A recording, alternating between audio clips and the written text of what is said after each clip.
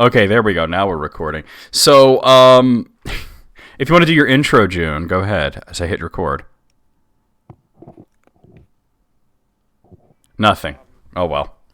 You were supposed to do, you did it, and then I hit record, and now you're not doing it. Should I do it for you? Here we go. Okay. Anyway, let's start right away because I know that some people have to be at Cartoon Club later, and I'd like to get through the whole thing, you know? Yeah. So, is everybody in game? Yeah. Yeah, I have it opened right now. All right, so I guess we click on online. I'm going to hit on create. Okay. Make your own voices. Hold on. Don't be doing nothing yet because I'm going to give you an ID to join. No, it's not how it works. I don't know. Yes. Okay, so your ID is 130.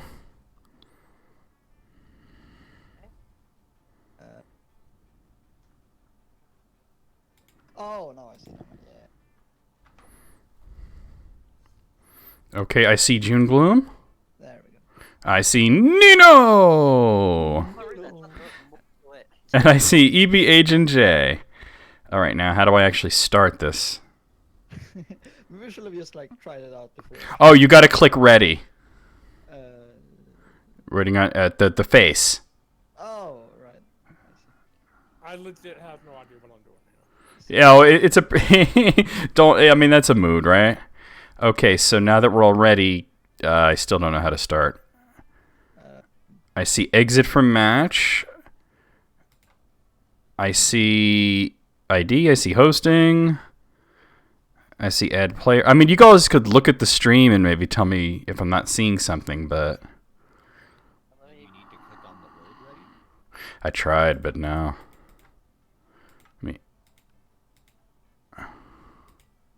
What?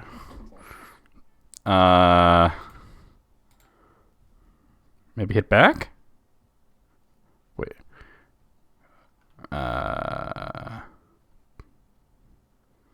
Let me... Hold on. Oh, Create. not disconnected. Well, yeah, because I hit back. I didn't know how to... Okay, so the new ID is 500.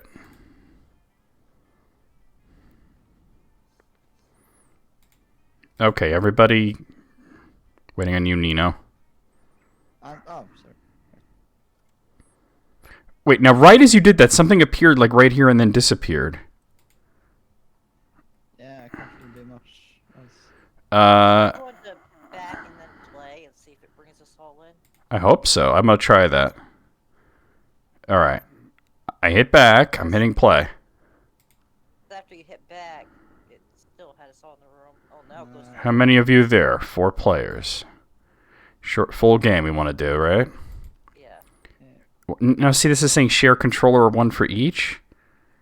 Wait, is this like a local thing only?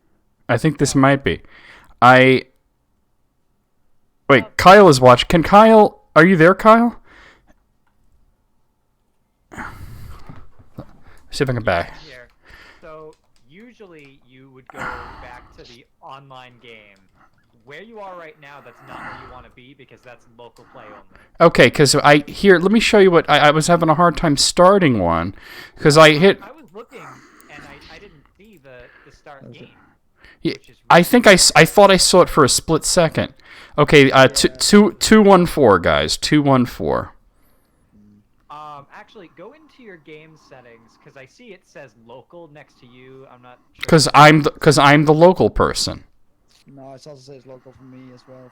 Okay, so Yeah. so I guess that's normal. Yeah. It's been a while since I've done it. 214, guys. Yeah. I've had to... I clicked the wrong thing, so I have to open it again. Online. Because the last time, it was Kyle hosting, so I didn't have to do any of this shit, but... Match not found 214. Really?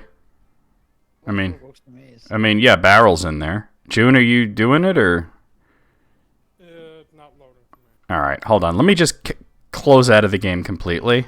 And try... Okay, oh, Jesus, Barrel. Patience. Sorry. I can Oh. try to create a game to see if... Yeah, why don't you do that? I'm bringing it up. Oh, it's okay. I'm bringing it up again. I'll restart the stream. Oh, or it's already streaming? Okay. Yeah, you try it. Okay, I've got the code 566. So what do I hit? Online, join, 566. All right, I'm in there.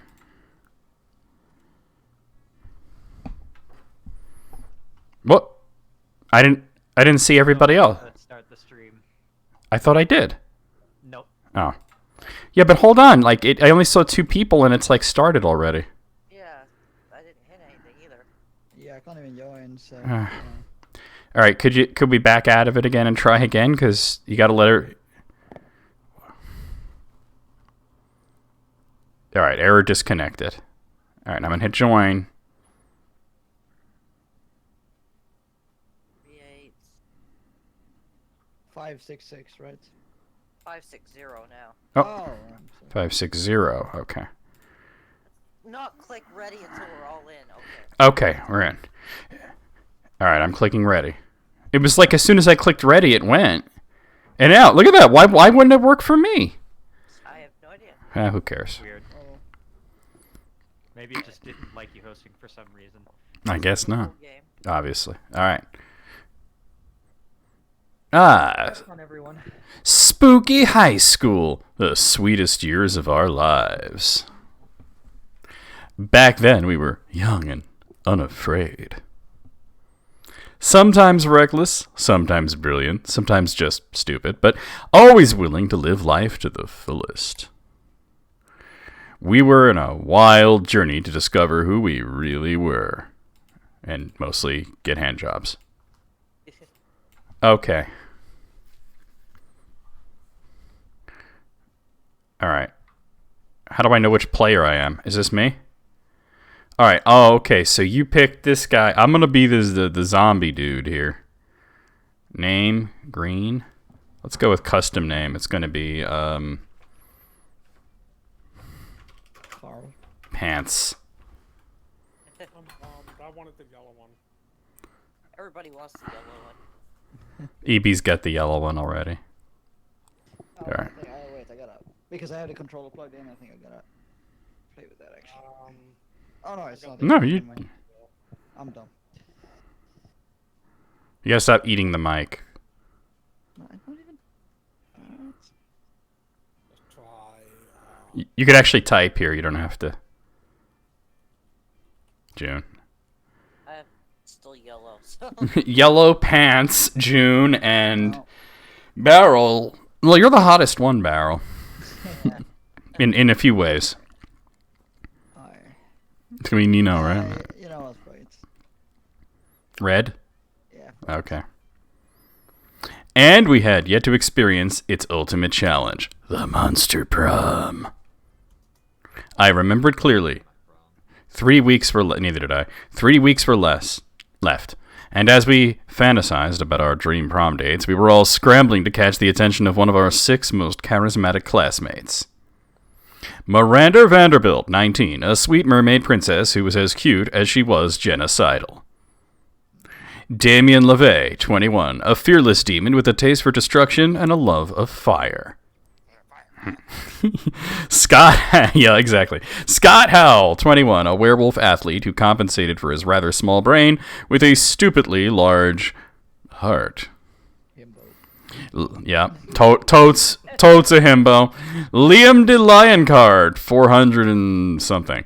A hipster vampire whose standoffish demeanor hid that he was truly a lovable dork. Polly Geist, 22-ish. A party ghost with an insatiable hunger for all the wrong things. And Vera Oberlin, 23. A mean, self-made gorgon with a merciless sense of business. It was clear it had to be one of them, but who? We only had 3 weeks to choose our prom dates, and even more daunting, we only had 3 weeks to woo them and conquer their heart. But as I already said, we were young and unafraid, and we were ready to start. Teen Wolf. Welcome to Monster Prom's stupidest pop quiz ever. All minds are rotten, but they are rotten in so many different ways. Boy, is that real. Worry no more. We're now using our PhD in bullshit to disguise which kind of deviant sicko you are, or to diagnose what kind of deviant sicko you are. Monster Prom, stupidest pop quiz ever, trademark. We'll throw a bunch of absurd questions at you to turn your answers into your character's stats. This way, each of you will start by having stats that better reflect your true selves. Let's start. And also, secret is it's actually really is bullshit. They randomize the stats. Okay, so each of us is doing it separate. Oh no, this is yellow. Democracy is just broken. What could be the best way of choosing the leaders of modern society? And you should read out what answer you're going to pick. I was gonna read them all out. Or that. You put all the candidates in an empty room with a wild grizzly bear. Whoever kills the bear should be our president. If everyone dies and it's obvious, the bear should be our president. I can get behind that. Whoever can play the most heartbreaking violin solo wins. Meh. Or we create a reality show called America's Next Top President, where the candidates compete in all kinds of physical and mental challenges. Voter turnout would increase, so we would turn a profit on it. Wait, We already had one I feel like we did that already. Yeah. We Oh. already had a reality Oh, this. president. Okay, so I'm gonna go with the bear. And June. At least with the reality show, we could make sure it's somebody under 60 for once. Well, that doesn't mean we get to pick the candidates. School is outdated and lame. We need a new school subject ASAP. Turning people into your puppets through emotional warfare and deception 101. Useful. Critical thought. I mean, damn, this country could really use a subject like that in school. Real talk. How to correctly punch a crocodile without terrible consequences. Useful. I went with critical thought. I'm gonna go with the crocodile. I want to learn that. Welcome to crocodile punching class. Yeah. Wow, I'm gonna jam a thumb in his butto. Yeah, I'm in a state where crocodile wrestling is actually a thing, so yeah. Thing as well. No, it occurred to me Alright. that What would be? fire-headed red character is Kitty Bait. There you go. What would be the most appealing in a love partner? Very tsundere personality. Kawaii eyes. You say no, I'm a weeb. Taste party. A big horn. Sharp wit. Or soft fur. Buffer! I get buffer! Well, it's not your choice. It's not your Tsundere not your turn. personality. All right, I'm gonna go with the sharp wits. As long as she doesn't have sharp tits, that can get very painful. All right, Gonna go with the vampire twink. stop, Gibbs. All right, yellow, it's your turn.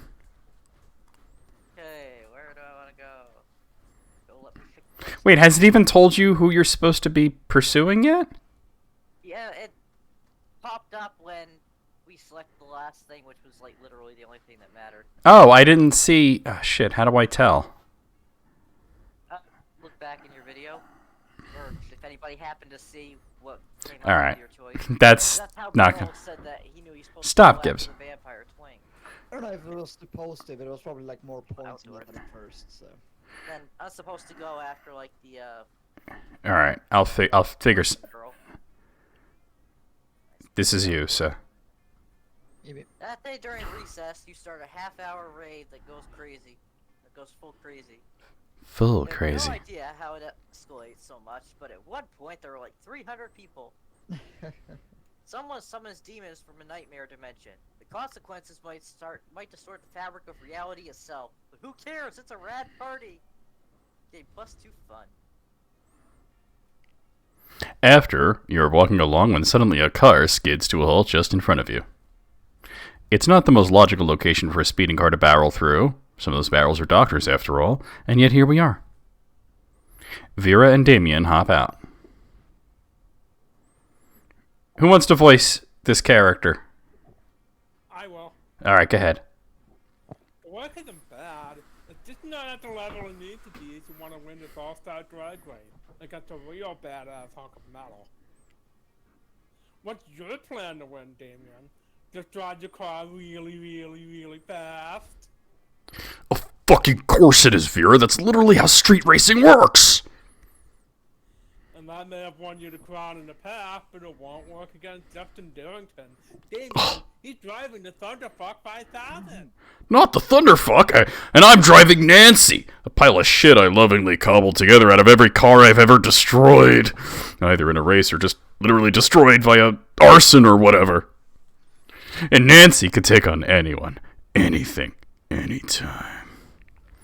The Thunderfuck 5000 is an electric car. Nancy runs on the juice of literal, actual dinosaur corpses. What could be more badass than that? I don't know, maybe running on pure lightning? Nancy is a piece of shit, Damien. Deep down, you know that she did not have what it takes to win at this thing. Seems like this drag race is pretty important to the two of them, and that they're not going to come to an agreement on their own. Looks like it's up to you to be the voice of reason. I'd say attitude is everything, but Nancy will never embrace her inner fierceness with all of Vera's criticism. Come on, Damien, let's give that car a makeover. Or, Vera, you're right. Nancy is amazing, but she can't quite make the grade. We need a crossbreed her with a faster car. I've seen that album cover. June. Oh, my turn now. Perfect. We can get a brand new qualified race car, and Damien can still feel like his shitty subpar car is useful. Nancy is a thing of beauty and grace, Vera, but as long as her genes that live on in whatever machine I drive to victory, the plan is A-okay by me. The three of you get to work setting up what could easily be considered one of the most impressive and high-tech car crossbreeding programs in the country. You find a very shiny red electric limousine to serve as Nancy's stud, and start the breeding process along. Which mostly consists of making the cars a reservation in an appropriately fancy and expensive restaurant, and loading up their CD players with smooth jazz. Sometime later, Nancy gives birth, don't ask how, not important, to the ultimate race car! Look at what we made, huh, gang? I mean, mostly what Nancy and El Diablo made, but we helped get them there! Yeah, honestly, this car is a masterpiece. I've been looking for my next business venture, and I think I may go into high-end race car breeding. You can make thousands off of breeding horses to race, and horses want to fuck. How hard can that be? By that logic, I bet I could make millions breeding race cars. You totally could. I'd be your first customer. You already were. I'll send you a more later. Well, looks like Damien has the race in the bag, Vera has a new business venture, and the world has a new species of super race car. You gain +2 boldness and +1 money from a kickback from Vera, which comes with a genuine smile from her. Score! Alright, Alright, is there a way I could see who I'm supposed to be wooing here? I don't think it was anything we were supposed to. I think it was just more points in that specific person. Yeah. Your answer. Yeah, but... Like I said, really only the last one actually applied to anything, so. Okay, but I don't know who I'm supposed to be going after. I'm still... That's exactly the information that I need. So is there a way to see who I'm supposed to be going after? No, that's your... There isn't, but it's not necessarily who you're supposed to be going after so much as that's who they just said. It's basically random. Okay, so it doesn't matter at all? No. Alright, let's Alright. Let's go to the bathroom. My name is Pants, and I'm going to take them off. This'll be UEB, since... That's it, you skip class, just hang out in the bathrooms because you respect no authority. True dat. Oh, I have to hit it. I guess some people just want to watch the world burn. The skipping class and hanging out, by skipping class and hanging out in the bathrooms. You give +0 shits, but That's you true. gain +2 boldness. Nice. You notice Damien and Liam arguing as intensely as they are stupidly. You're not unique! I'm fucking unique! Does I it... can be this guy. Okay, cool, go ahead. Ah, you wish. I'm unique, like a snowflake made out of flash frozen tears. Well, I'm unique like a snowflake made out of flash frozen. Fuck you. What does that even mean? I'm so unique. I eat garlic with every meal. Big deal. I'm so unique. I've got a tattoo of the baby Jesus on my ass. I'm so unique. I let my victims suck my blood. Okay. Weak. I'm so unique. I go to church every Sunday. Hey, I'd do it too if I wasn't allergic. Would not. Well, too. Bite me, alu turd. Don't tempt me, Mephisto loser. It's the.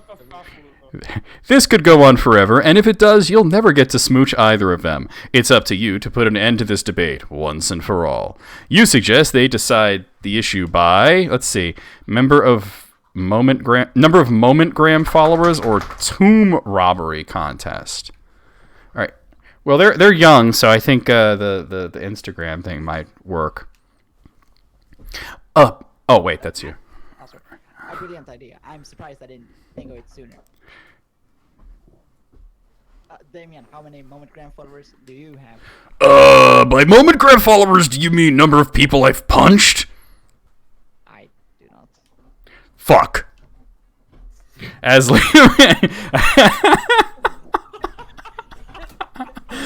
Liam proceeds to embarrass Damien with his Momentgram stats, the skinny vampire shoots you a silent look of thanks. Congratulations on finally figuring out a legitimate use for Momentgram. You gain +2 creativity and +1 charm. Alright, June, it's you. I think I'm gonna do the obvious here and go to the library. It's you, EB. No, yeah. Oh, that day you spent some time on the library PCs, managing your start kicker. Start kicking. June, you have to, yeah. You deceive lots of people with a sensationalist video and impossible promises. Nice. 420 backers. Nice. Yeah, that sounds about right. You gain 100,000 money. $4. But almost everything. But almost everything goes to lower cover costs, so you keep only 2 money. More than I had yesterday. Yeah, it's true that. Against the expected, you spot Scott and Liam engaged in what it seems to be an intense conversation. They seem so into it that you can't resist the urge to ask them what's going on. We're discussing this recent novel, Two Lights. I could do the other guy if nobody else wants to. Go ahead. I haven't done anyone. Oh, so yeah, you do it. It isn't a novel. It's a rad movie with lots of cool dudes and amazing abs. Well, it's actually based on a novel, and it's anything but rad. It's culturally trash. But I decided to like it ironically. The thing is, there's this human girl with 2 guys who like her. Oh god. But the guys are part of 2 enemy human races. Oh my god. Oh my god. The wild shirtless humans and the mysterious deep look-giving humans. This fucking asshole. And it seems these types of humans can't stand each other. But that's true. Oh, and the deep look-giving humans shine in the sunlight. Bruh. Of course. Did you know that's actually a lesser known trait of some humans? The thing is, the next movie will be released soon, and we're super hyped. Yeah, exactly. My thoughts is that. Ironically. We can't wait, bro. We need to satiate our hunger for 2 lights. 2 lights. This is your opportunity to show these two you're well versed when it comes to satiating urges. Go for it. Alright. Let's cosplay! Let's go shirtless! What? We should write a new play based on it. Totally not. You know what? I'm gonna go with the kitty option. There you go. So bold. That's awesome. But who should be who? I mean, the shirtless ones turn into wolves. which is kind of a relatable thing for me, you know. But I'm in if it means just showing my bod. So, are the shirtless humans, do they have a school named St. Jackson? St. Jackson's home for shirtless boys, yeah. It's right next to Sean's house. Well, I'm kind of an expert when it comes to staring mysterious at people. Yeah, perfect team play. And I can lend you some glitter. I have tons of it for when I make cheering signs. Of course he does. Of course it does. It seems that if you ask politely, you can get anyone to go shirtless. Who knows, you might end up being a true Two Lights fan. You gain +2 charm and +1 boldness. Nice. Alright. This is you, Red. Yeah. That day, while rehearsing for the class play, it's as though the muses themselves have decided to give you figurative oral sex. Oh, figurative. That's no fun. Your performance is intense and inspiring. It will be remembered for generations, which is pretty rad by high school play standards. Yeah. Extremely rad for high school. You gain +2 creativity. Ew. You're bored and doodling in your notebook when Damien suddenly appears. What the fuck is this doodle? Is that me? Am I cuddling shirtless with Liam? Oh, okay. What? Dude, if you were looking for a shortcut to the morgue, this is your lucky day. Give me one good reason not to cuddle your face with my fists. Oh, this guy.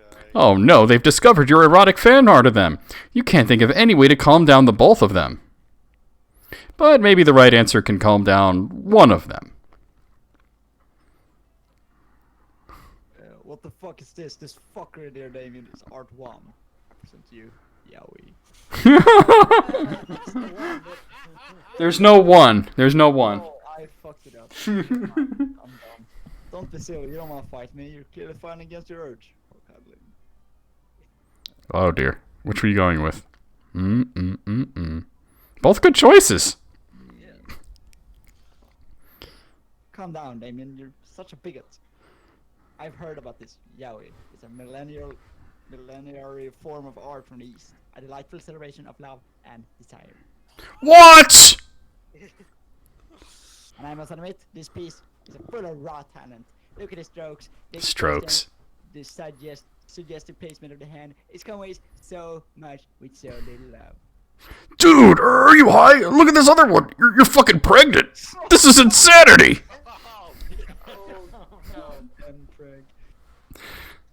It is not insanity, but neither is this one exactly. But neither is this one exactly. It's impregnant. We all got a way of standing up against gender status quo. Cool. They're changing the world one pregnant doodle at a time. No, there's no way you can convince me this shit isn't weird or wrong or problematic. I'm out of this plot line. Ignore him, Red. I've been searching for the pinnacle of art for generations. Little did I know I was here all along, in the ancient form of yaoi. Will you accept me as a student? I call you Tensei. I think this is a good thing. You gain +2 creativity and +1 smarts. Let's trade places. Hey, typically, if you want to go faster, do random challenges. We'd all have to discuss something. They'll give us. Let's do random then. Yeah. Yeah, it sounds... The die is cast. Stop, Gibbs. Stop, Gibbs. Week 1, noon. Noon, June gloom. Okay, what do I do here? I'm not sure. Well, I mean, you probably want to sit with whoever you're trying to fuck. Yeah. Wait a minute, who's the cat girl? She's a salesperson. You can buy stuff from her. Oh. Yeah, I but can't woo her or anything? Sadly, no.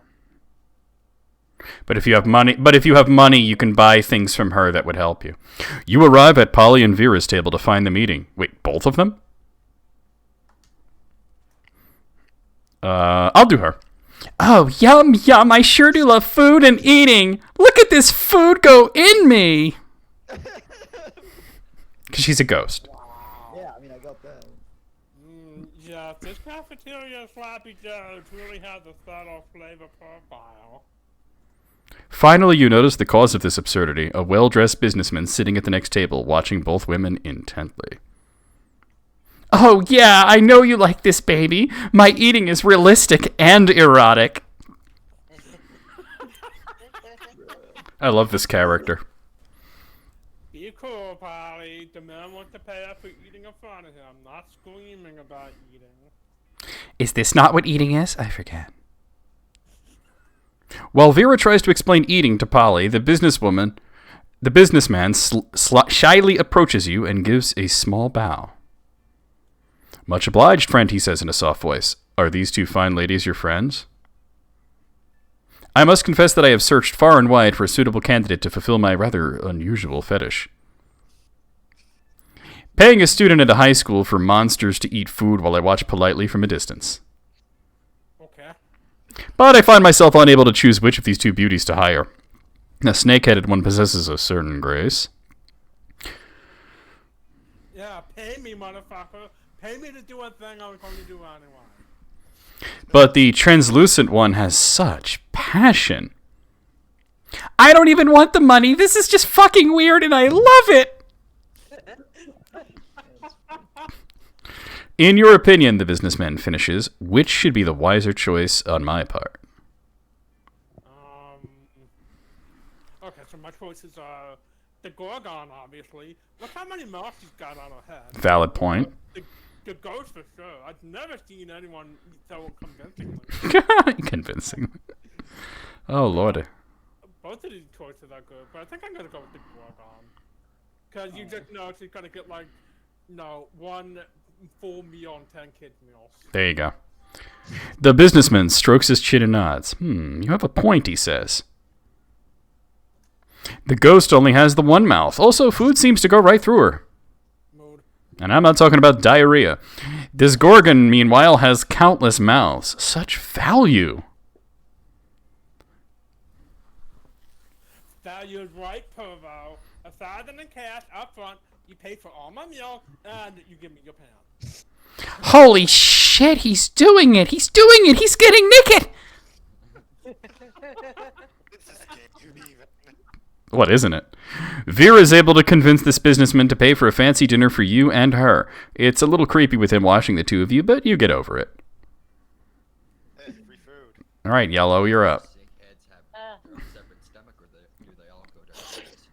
I have no idea. Who this person is, because I know that's the shopkeeper. I don't know. One way to find out, right? I guess. You were planning to sit by yourself today, but the only table you could find is partly taken by the Coven. You do feel kind of sorry for them. After all, no one ever seems to want to sit with them. Aw. Who wants to do this character? I guess I could do it for her too. Okay. Oh, good, it's you. We can practice one of our spells on you. And this is probably why. Oh, don't look so worried. We're preparing for the upcoming battle with the disgruntled Lord of the Seventh Circle. And if we don't do our homework, we'll have a hell of a time beating him. The audience laughs. Wait, an audience? Anyway, we've got two spells we've been meaning to try out. Magical enhancements to help us beat this big bad. You think we could try one on you? Pretty please? Aw, says the audience. You know, a magical enhancement doesn't sound half bad. You can choose either of the two options. Spell that lets you see the future, and also the past, and the present. And you can watch live TV anywhere. Nah, you want to go for something a bit different. Let's do the spell that turns you into two helicopters. That sounds pretty badass, actually. Turn into a freaking transformer. Yeah, Alright, yeah. let's do it. The choice is made. Wingardium double copter. You always wondered what it could be like to be two helicopters. You both rise through the ceiling of the cafeteria, shattering the skylight and showering the students with glass. We should have thought this through. We should have thought this through. You ditch school and spend the afternoon cruising the city, murdering birds, and fucking up people's drones. Eventually, you start to wonder, if you're two helicopters, which helicopter contains the real you? Clone Saga. Like it. Yeah. One arrow If and the other one boost. yeah, if one helicopter is destroyed, where does your consciousness reside? These philosophical questions are outside your comfort zone. You finally return to school and let the Coven restore you to your former body. But your experience being 2 helicopters has left you with a mind more flexible than ever. You gain +4 creativity. So you stay upstairs. Yeah. All right. I'm going to sit here. You come upon Damien sneering at Miranda's elaborate silverware spread, while her eating serfs chow down obediently at a neighboring table. I still don't get why you collect all those stupid forks and spoons and shit. I mean, even the knives don't really look all that deadly. Who's going to do this character? I can do it. Okay, go ahead. Silly boy, this silverware is not for killing. Things could be for stuff other than killing? That's lame as hell. It's basically useless. I mean, you don't even eat. Your serfs do it for you. Well, of course they do. But they're not using any of your silverware. Naturally they aren't. Serfs must eat with their hands as they did the lower classes. So you're saying this silverware collection has no practical purpose? Things have practical purposes? These two could go round and round like this forever, unless you say something to resolve the dispute. So I could say, Damien's right, Miri, maybe it is time we started murdering people with your silverware. Or, lay off, Miranda. Damien, what about your collection of exotic corpses? Alright, we're definitely going to go with this one. I mean, I was just giving her shit, but I am in favor of any plan that gets more people murdered. But Derek, are you sure that's the right thing to do? Yep, 100%. Absolutely. Well, I like that. Yum Yum, Daisy, take the carpet to these silverware in your filthy peasant hand and go a murdering, would you please?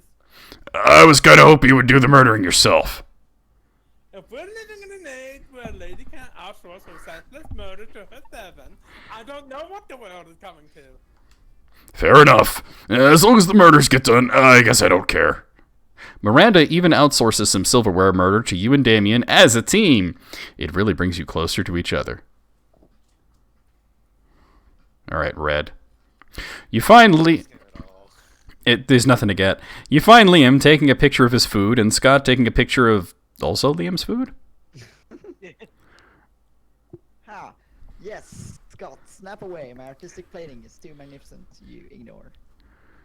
Artistic what? I'm playing Pokemon's Go, Bruh. the mobile version of the hit Pocket Humans game. Pocket humans! What do pocket mans have to do with my food pics?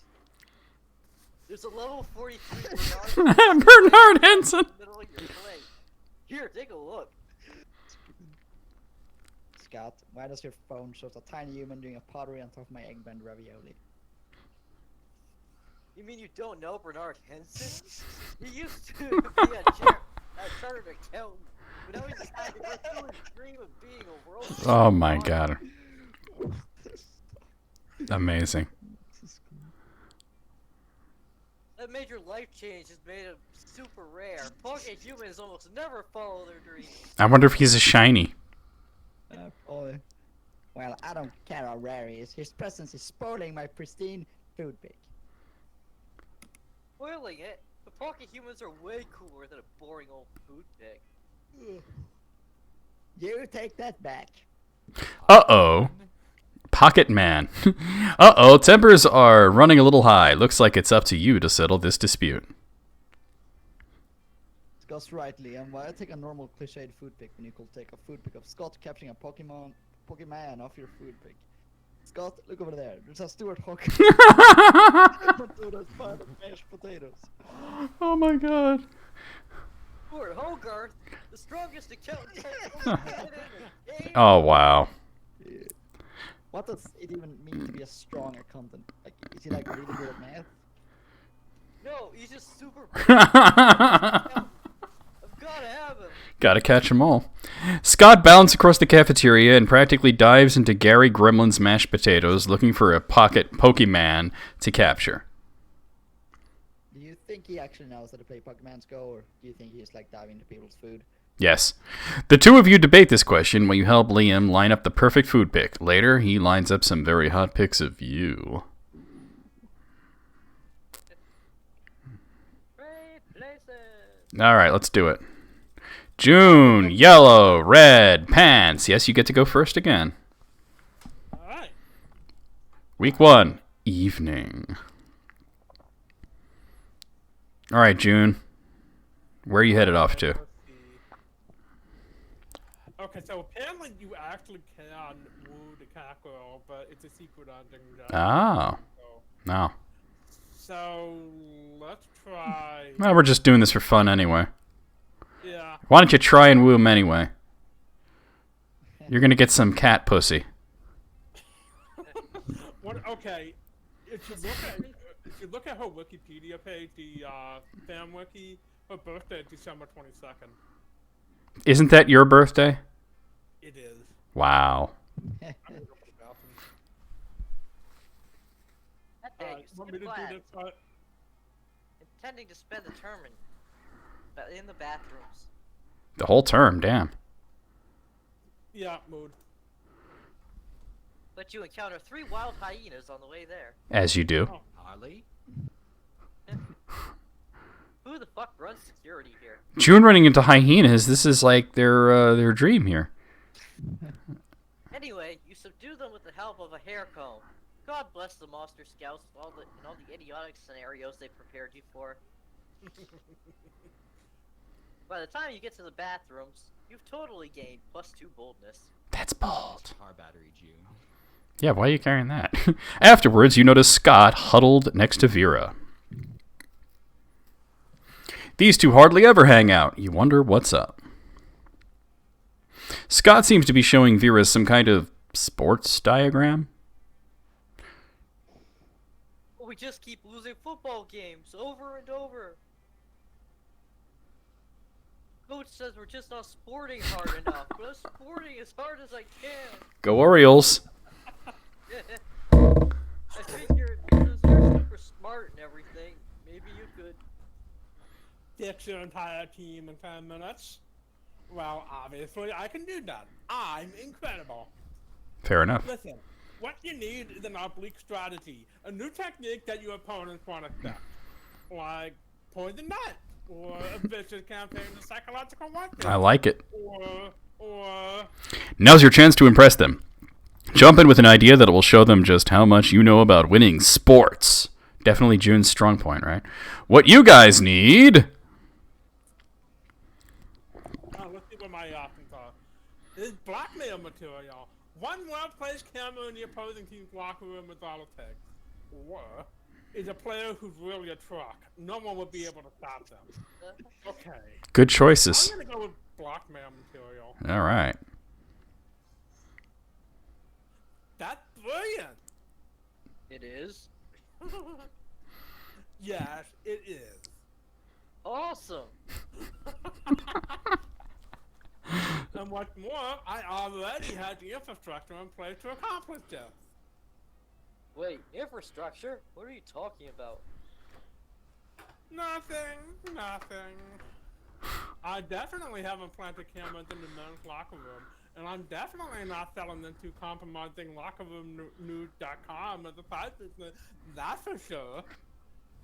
Oddly specific denial. Because if you were, that would be super mean. I'm already loading up that website. I'm a bother. Indeed. Looks like you solved the problem and stumbled into Vera's underground porn empire. Nice! You gain +2 smarts and +1 creativity. Alright, Yellow, you're up. I'm actually gonna go and see the cat girl and buy something. Okay. June, you are legally required to voice the cat girl. Alright. Okay.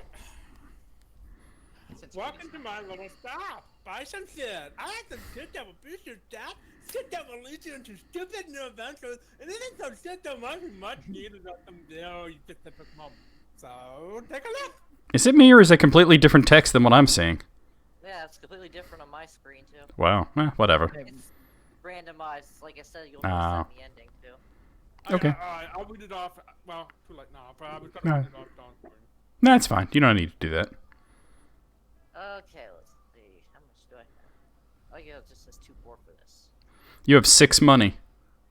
An erotic fanfic about dragons that came up in screen when I opened the game to see if it would work.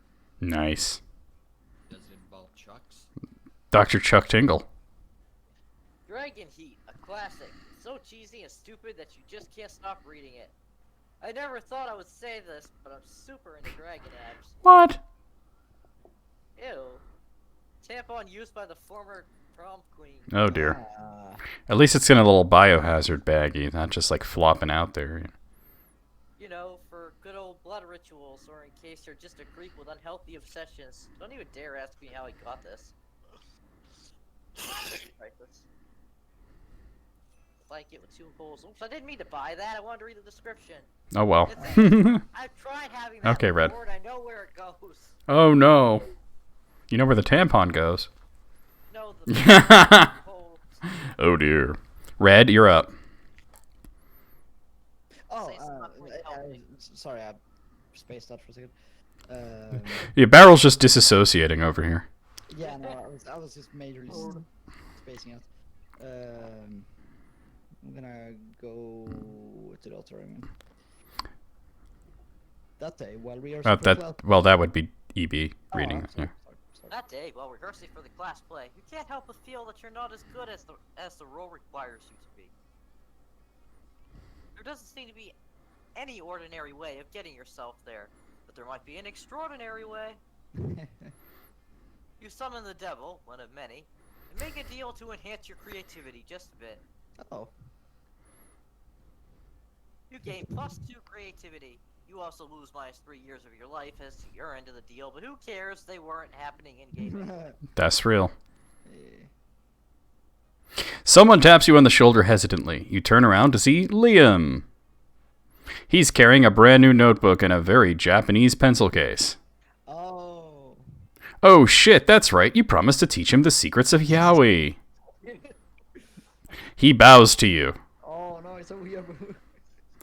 Oh, oh god. Ohio, gizemos. Don't have to try. Ohio, gozima. You have to say it right the first Gozaimasu. Gozama something. I'm learning Japanese, so as to make this more authentic. Oh god. I'm ready for my first lesson. You know nothing about teaching yaoi. You just kind of draw a naked dude snuggling and hope it turns people on. But Liam won't buy that. He thinks you're a yaoi master. You've got to teach him something. He's right here, waiting. Okay, think. What's the first lesson of yaoi? Yaoi is all about the tenderness for our first lesson. Practice advanced cuddling. Grab me like one of your friends. Really? Come on, that movie's like 20, 30 years old. Yeah, well, so are these characters. Well, They Yeah, it was point good. closer. Ah, I was Yeah. probably, never seen it, so. of course you haven't. You never need to tell us that you haven't seen a movie. Well, We know you haven't seen a movie. advanced cuddling. You settle down for a long session of cuddling with Liam, but it's not going too well. Oh no! Hey, you keep breathing real loud in my ear. Could you stop? Oh no! You kind of crushed my arm. Will you mind shifting a little bit to the left? Feels like your knee and me repeatedly at the base of my spine. That seems dangerous. After a few minutes of this, Liam disengages. Oh no! Oh, I see. You teach me how to not cuddle. How brilliantly counterintuitive. Yes, I feel it. After only 5 minutes of this, I'm completely irrevocably unattracted to you. Oh no! Shame. I was sort of looking forward to the student-teacher romance narrative. Oh well, learning comes first. Right, learning comes first, and now you'll never come at all. You lose -2 charm and -1 fun. Damn, savage. All right, this is me. I'm gonna go outdoors. That day during recess, you start a half-hour rave that goes full crazy. You spot Juan, the small magical Latino cat, who seems a bit sad. He explains to you that he's worried people are so used to calling him one small magical Latino cat that now everyone defines him only by his size, magicality, ethnicity, and species. He's more than that. You correct him. You don't see him in such simplistic terms as convenient definitions. It's just that there are around 23 other different Wa's in the school, so adding all that to his name is quite necessary. Oh. You tell him you'll never forget about him and the crazy adventures you both lived together in Monster Prom's prequel, Monster Middle School. Oh dear. You have a great time remembering those crazy stories. You gain +2 fun. You notice Liam and Damien talking to each other. Maybe you're a little jealous, so you decide to join them. I know, right? The entire concept of slaying is barbaric, racially motivated, and deeply rooted in abhorrent colonial mindset. And their outfit, black on red, it's like a bad cosplay as a fashion statement. I'm just pissed that they get such a cool name. You know, if I murder a dude, I'm just a killer. But if one of them murders one of us, they're a slayer. Slayer is a metal band. The Killers is just post-pop baby shit. You take that back. Somebody had to say it. There was a time when I would have hotly debated the genre's classification of the Killers with you, but they're popular now and so are obviously garbage. And the same goes for Slayers. Someone really ought to put an end to this archaic practice. You mean by murdering all of the Slayers? Try that, Damien. We're trying that for literally centuries. No, what we need is new initiative. Some fresh, some modern, some like... Liam seems to be drawing a blank, but you're not. Your idea is simple, yet effective. So they murder all the Slayers? Or a massive PR campaign letting people know that every cool person in history was either a vampire or a demon. Probably true. You know what? I'm going to keep it simple here. Now we're on the right track! But I'll do you one better. How about instead of murdering all the Slayers, we murder all the Slayers? Barrel? Oh, sorry, I was thinking, Rick. I don't care how many times you repeat yourself. I want you parting to an unoriginal plan. But Liam, doesn't the very fact that it's so unoriginal actually make it the most original plan of all? You opened my eyes to an entirely new type of irony. Go on. Damien explains his revolutionary new plan in detail. It just sounds like regular old killing to you, but Liam's eating it up. You gain +2 creativity and +1 boldness. That weekend, something happened to Red.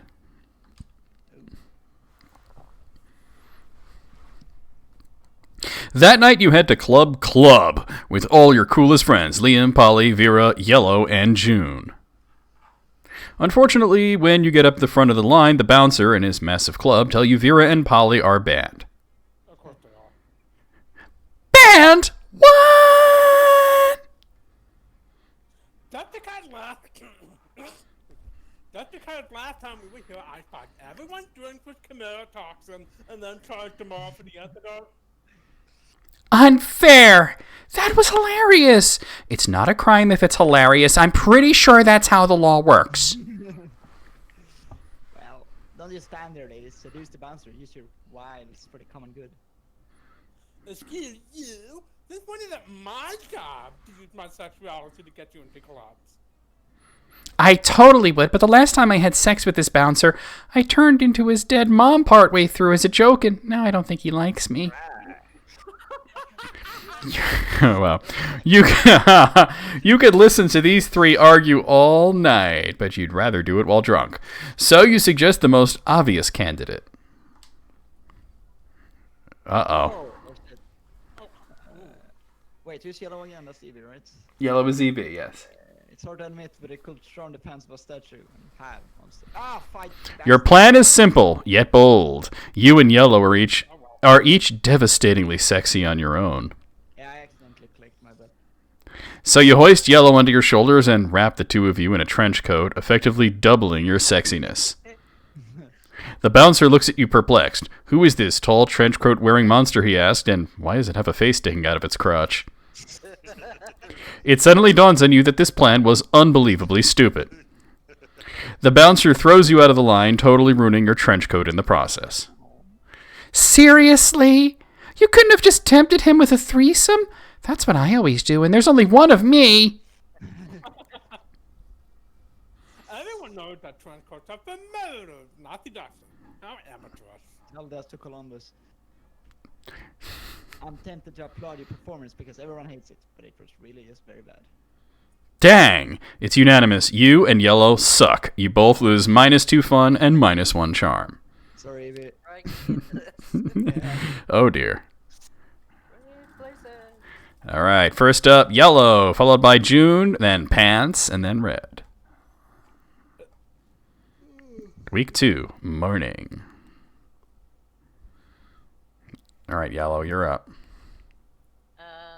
Let's go to bathroom. That day, you skip class, just hang out in bathrooms because you respect no authority. On the way there, you run into Mamimi, the Oni girl. She offers you some of her weird Japanese energy drink. Don't do it, it's just carbonated mayonnaise. oh god. You no. take a sip. Yeah. Nightmare Tastes- fuel. It tastes crazy as hell. You need to check the contents of this shit. Guarana seed extract, benzoic acid, 50 milligrams of caffeine, and 100 milligrams of boldness. I wasn't far off. oh god. Oh, it wasn't bad at all. You gain +2 boldness thanks to Mamimi, and proceed to the bathrooms. You spot Miranda. That's true. You spot Miranda and Scott in the vicinity. It seems like the perfect opportunity to test your new blanket. You wear it as if you were a goofy ghost and approach them with a spooky boo while Miranda is explaining something to Scott. You're June, yeah. That's why the treacherous air people are the absolute worst and are most likely tied to the disappearance of Mars Argo. Oh, what's this? A ghost? Perhaps a foreign exchange student? What are you talking about? Oh, gas! I see you there. So ghostly. You guys are joking, right?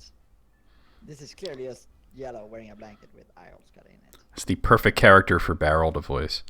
Well, I'm trying to do a bunch of your voice. Yeah, but you're doing well. Young, do not become addicted. Yeah, Liam. You don't see anyone saying, "Oh, Liam is really just yellow wearing a blanket with eyeballs."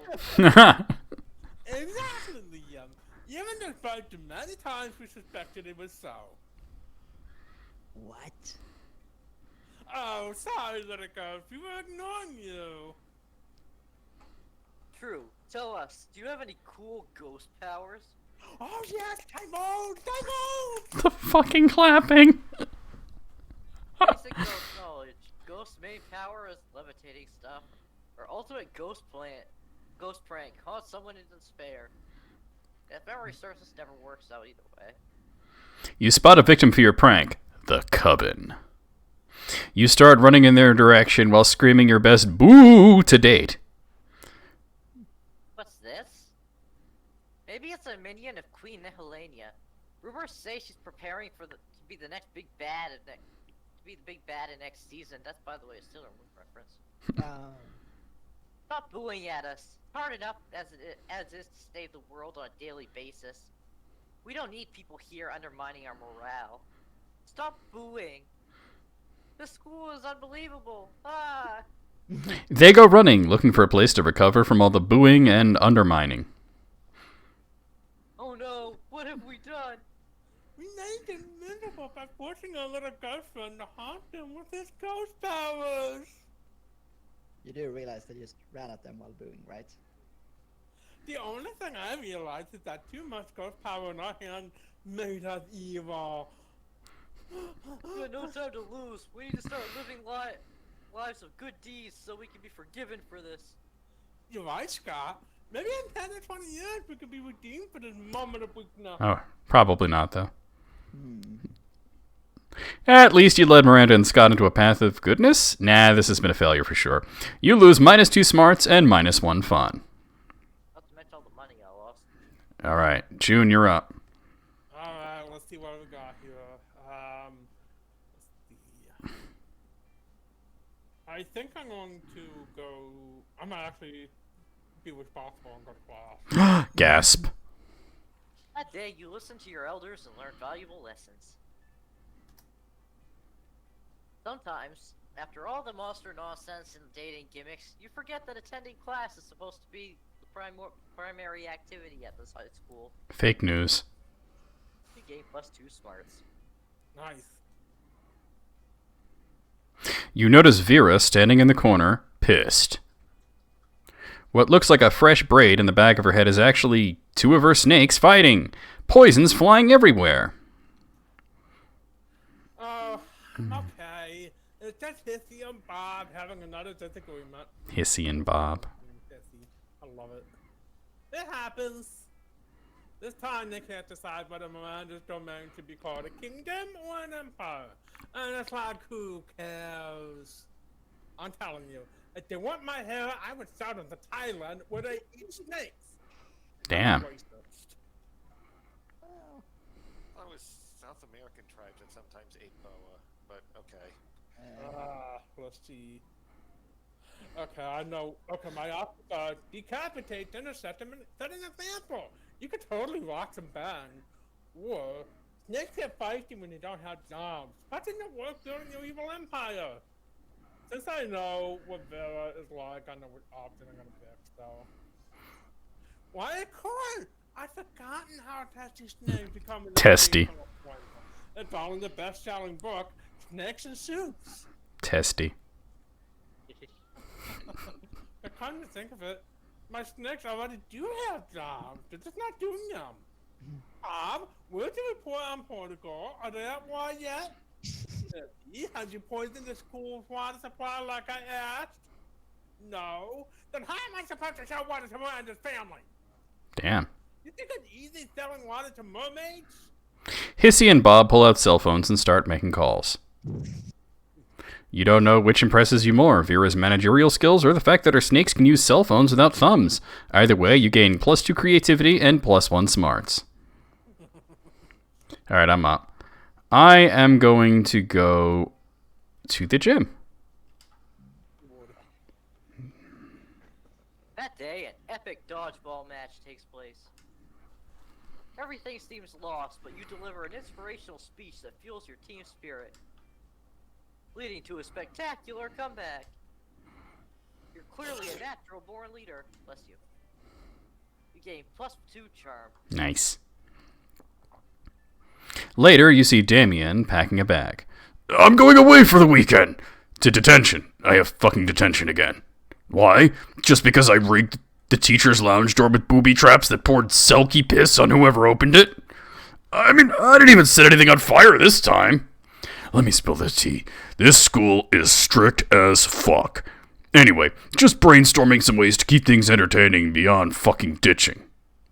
Let's see, just do it, just fucking ditch, do it! Or cross-species economic and social barriers to make a lifelong friends a diverse group of students in detention and find out through silly dancing that you're not so different after all. Now, knowing this character, it's this one.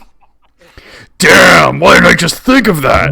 I mean, if I did it, I just did, but I didn't consider it as a serious option. If I skip detention, what are they gonna do? Give me detention?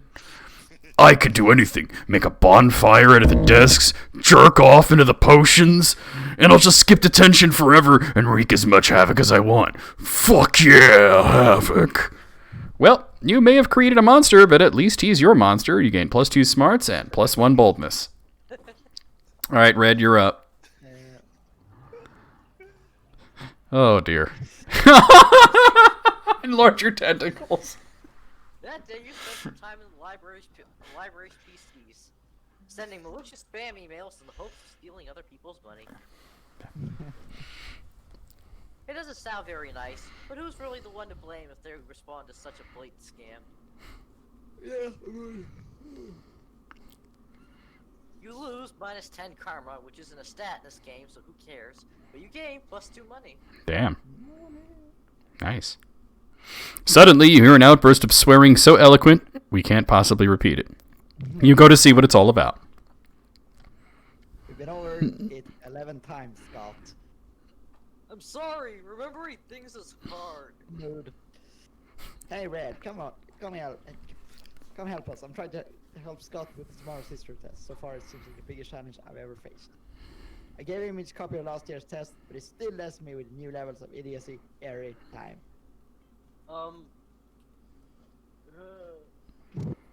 Liam, I can't. These questions are so complex and smart. For God's sake, Scott, that one isn't a question. You have to put your name there. I'm sorry, Liam. I'm really trying. If only there was a way to make me learn things good. It's a werewolf, right? How about we give him a biscuit every time he gets something right? Maybe it's your homework. Maybe that'll help somehow.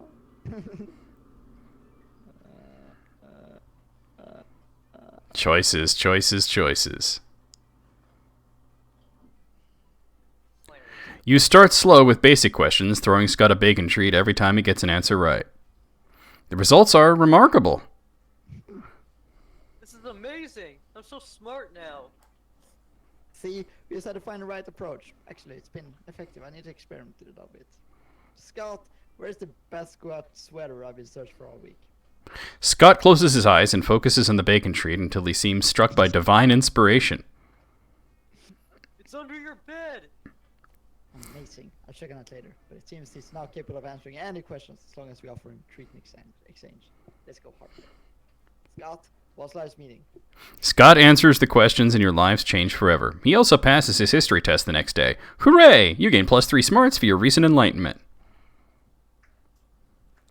Let's trade places. Alright, me. I'm going first. It's pants time.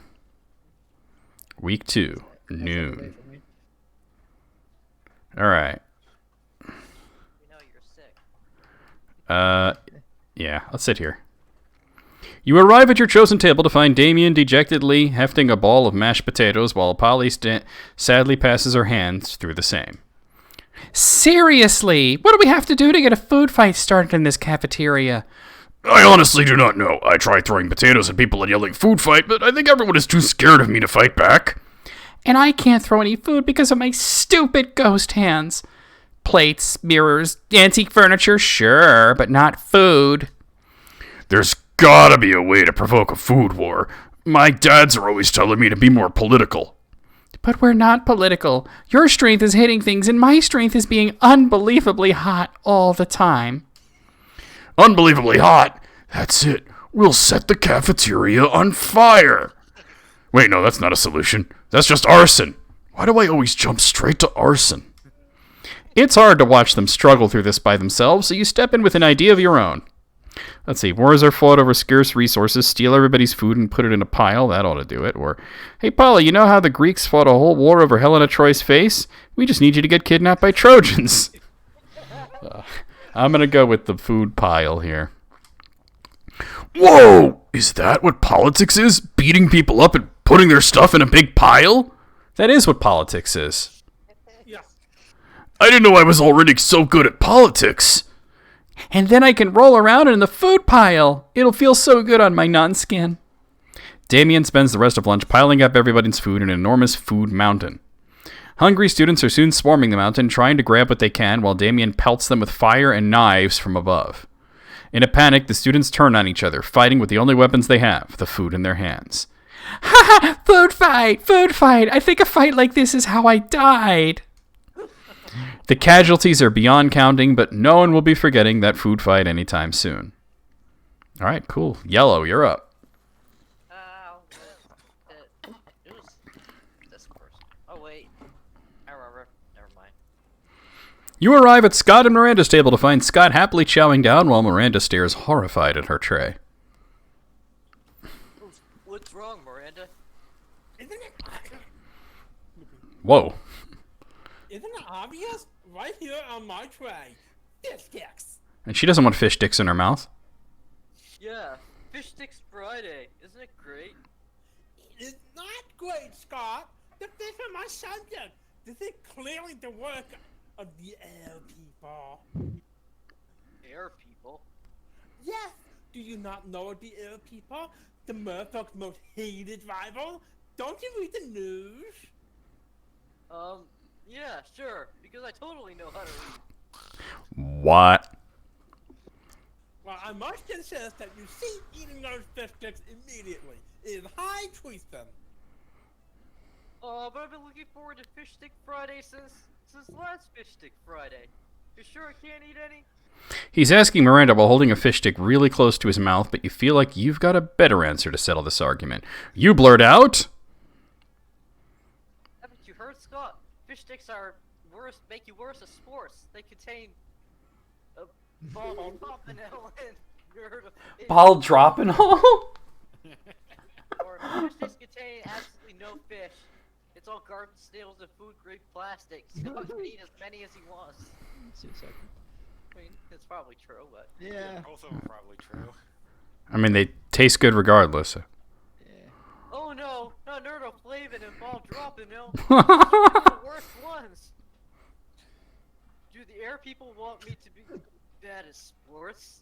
Of course they do, Scott. The air people hate sports and sportsmen.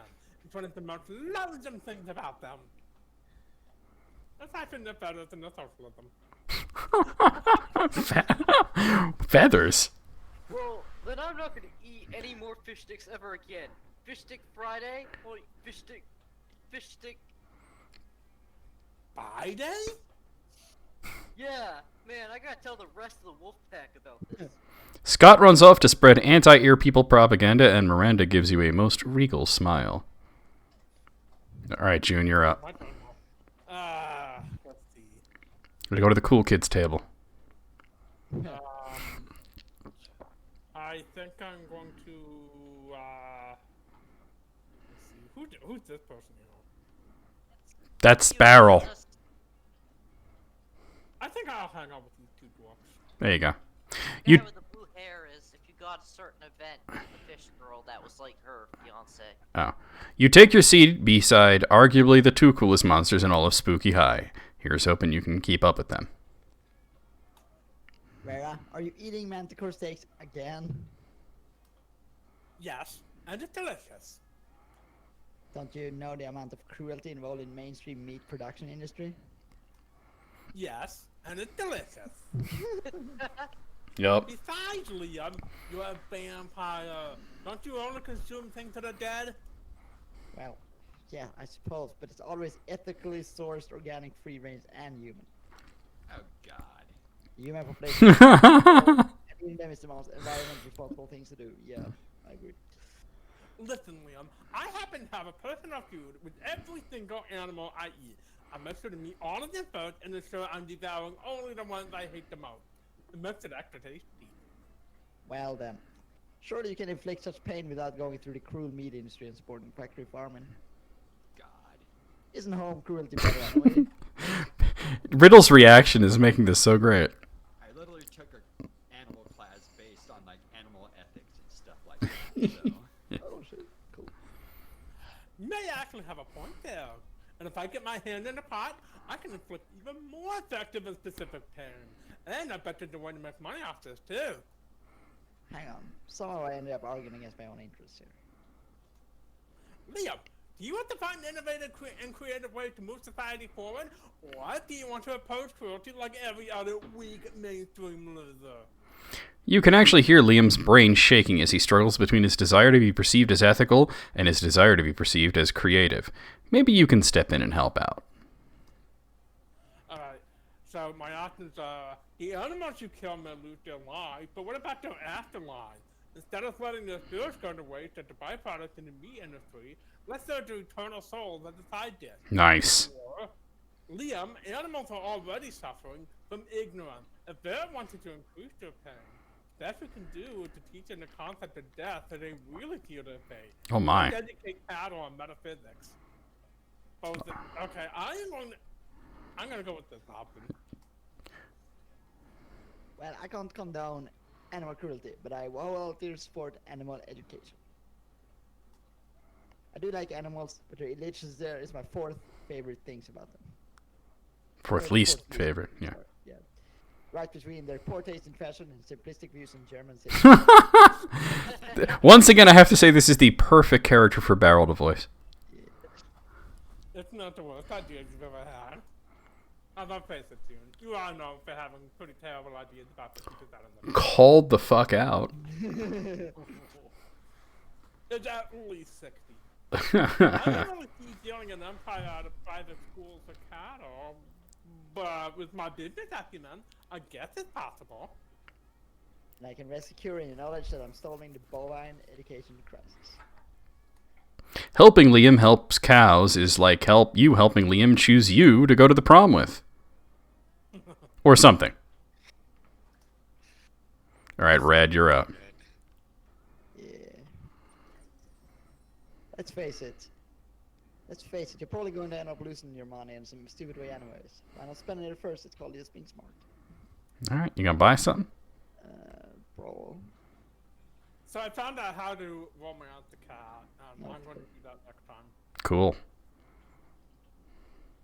Because why wouldn't I? Crafting an art requires dear hard work, dedication, and great mentors, ton of raw talent, but damn, that sounds exhausting, so let's settle a moment for a portion on that now, okay? I can't think of a valid reason why you wouldn't do anything in this game. Uh, I'm just clicking things at this point. a Russian novel with inseparable approach for universal matters is lavender. Barrel, let's not read out every single item. Oh, I'm sorry. You like me and buy something stupid without meaning to. Wait, Yeah. did that just say that you could buy a diploma? Wouldn't you? I mean, I already have one. I don't need two. You're gonna love the diploma you get. Alright, you bought the motivational poster. Let's trade places. Red, yellow, pants, and June. Alright, Red, you're up then. Week 2, evening.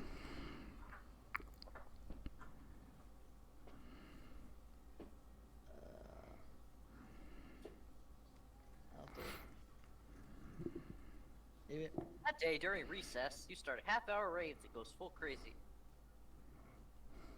You're casually chatting with Juan, the small magical Latino cat. Start telling him that hilarious story of what happened last summer at Monster Camp. Does it involve a flute? Well, that's actually the name of the sequel to this game, too. Oh dear. So we could find out. You know which one? The one involving the beehive, the blow-up doll of the president, the penguin Oh mask, dear. and the mystery of the Goblin King.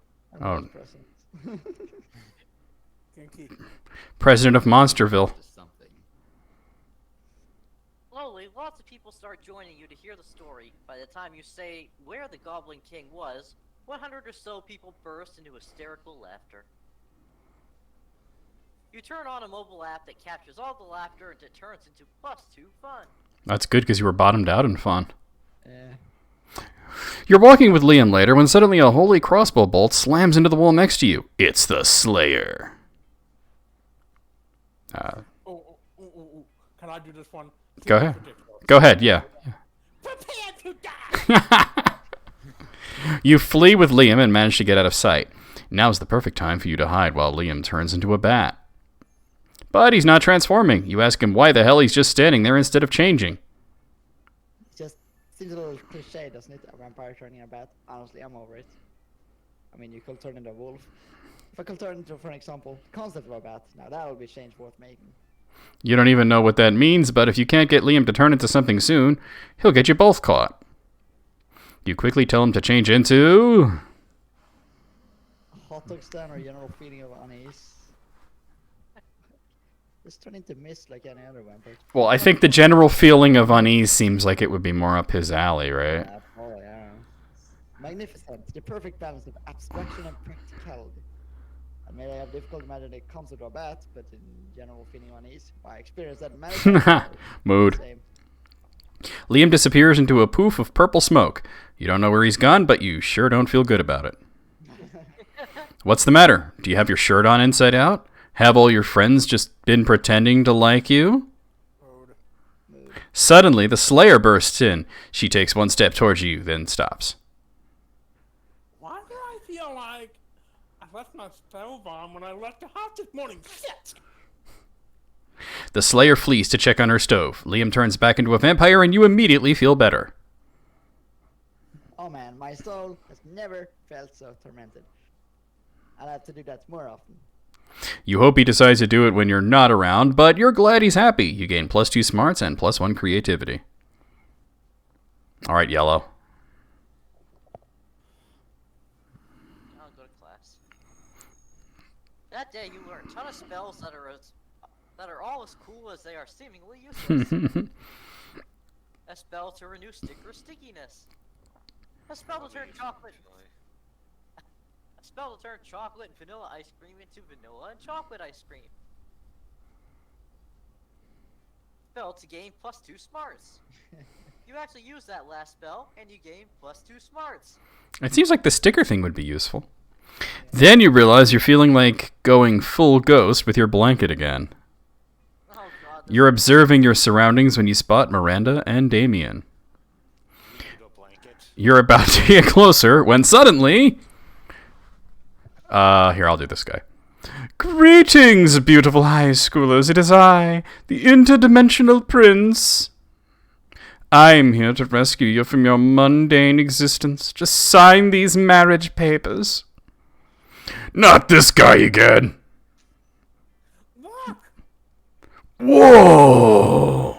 An underworld specter! This again. What again? Liam, this is clearly a kick-ass powerful ghost. Look at its face, so deadpan. No expression at all. That's because it's not a face, it's a sheath with 2 holes cut in it. Man, I wish my face had 2 holes cut in it. That would be fucking metal. No, listen, it's not a face, it's... Girlfriend! Help us! They just put this interdimensional creep! Yeah, do something! Something ghostly. Ooh. Or throw a rock at the interdimensional. Why not both? Oh, ouch! Inappropriate. The only violence I tolerate is the violence of love. When a man forces his pure love onto his non-mutual lovers. That and the violence imposed by my army, usually alongside the former type of violence. I will be back for you, my young lovers. And so he retreats into his dimension. Superb!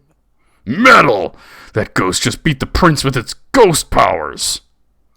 They just threw a rocket in. Dude, pay attention. It clearly was a ghost rock. What's the difference between a rock and a ghost rock? One is a rock, and the other one is a fucking ghost rock!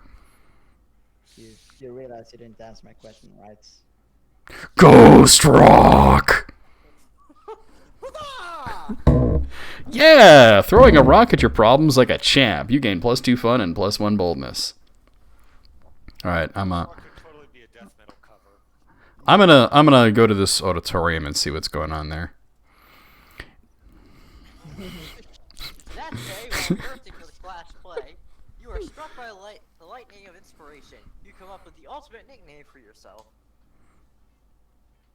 You tell everyone to call you by it. Also known as one of the 7 most douchebagiest. Yeah, don't do that, people. But the nickname is so awesome, inventive, and appropriate that people decide to go with it. Quite the feat. You gain +2 creativity. We, the devs, dare you to actually come up with a nickname for yourself and ask other players to call you that name until the end of this run. Well, I'm not gonna do that because that's one of the biggest douche moves in the universe, right? But you already named yourself Pants, so... Yeah, oh, that's true. Call me Pants.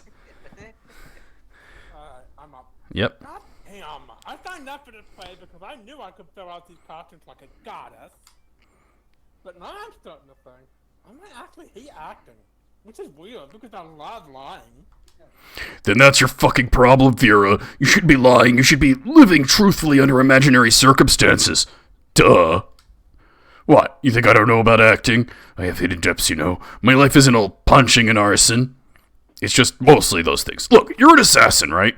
You just need to think of the best reason to assassinate someone. Ooh, you know exactly what that is. Alright, because nobody's paying you not to, or no reason at all. Everyone is rotten and deserves to die. Yeah, we're gonna go with that one. Wow, you're right. Everyone is awful. I'm just thinking about all of the people I wish would die. There's so many. Perfect character for June to voice, by the way. Crazy Martin to wear bear janitor when he busted me for breaking rules. Anyone who wears socks with sandals. Agreed. Yeah, fuck those people. Channel all that sweet, sweet hatred, and maybe we won't totally bomb up there. Time to run lives with feeling. A murder. Fuck yeah, murder! I'll get my acting knives. But not really, right? You hope not really. You gain +2 boldness and +1 creativity. Alright, June. My boldness is sky high. Hi, Gibbsy. I'm gonna go to the one place I haven't been to yet that's available. That day, an epic dodgeball match takes place. At one point, you're about to be eliminated by a player from the other team. But suddenly, you convince him not to throw the ball at you with a heartfelt speech about the importance of everyone's lives. The player bursts into tears, and you take advantage of that moment of weakness, throwing a ball at him. Nice. You lose -5 mercy, a stat that might be useful in a Monster Prom sequel, but it isn't now. And you gain +2 charm. Later, you see Vera cackling to herself in the hallway, which is whatever, but you might as well find out why. Just practicing my prom queen effective speech in my mind. It's not like the title bears any meaning whatsoever, of course. I really do consider the whole thing way beneath me. However, considering how much meaning other girls put on it, I can't let some uppity bitch thinking she's better than I am. Plus, it's not bad branding either. I could see using a victory to start a line of successful prom queen accessories guaranteed to get you to win.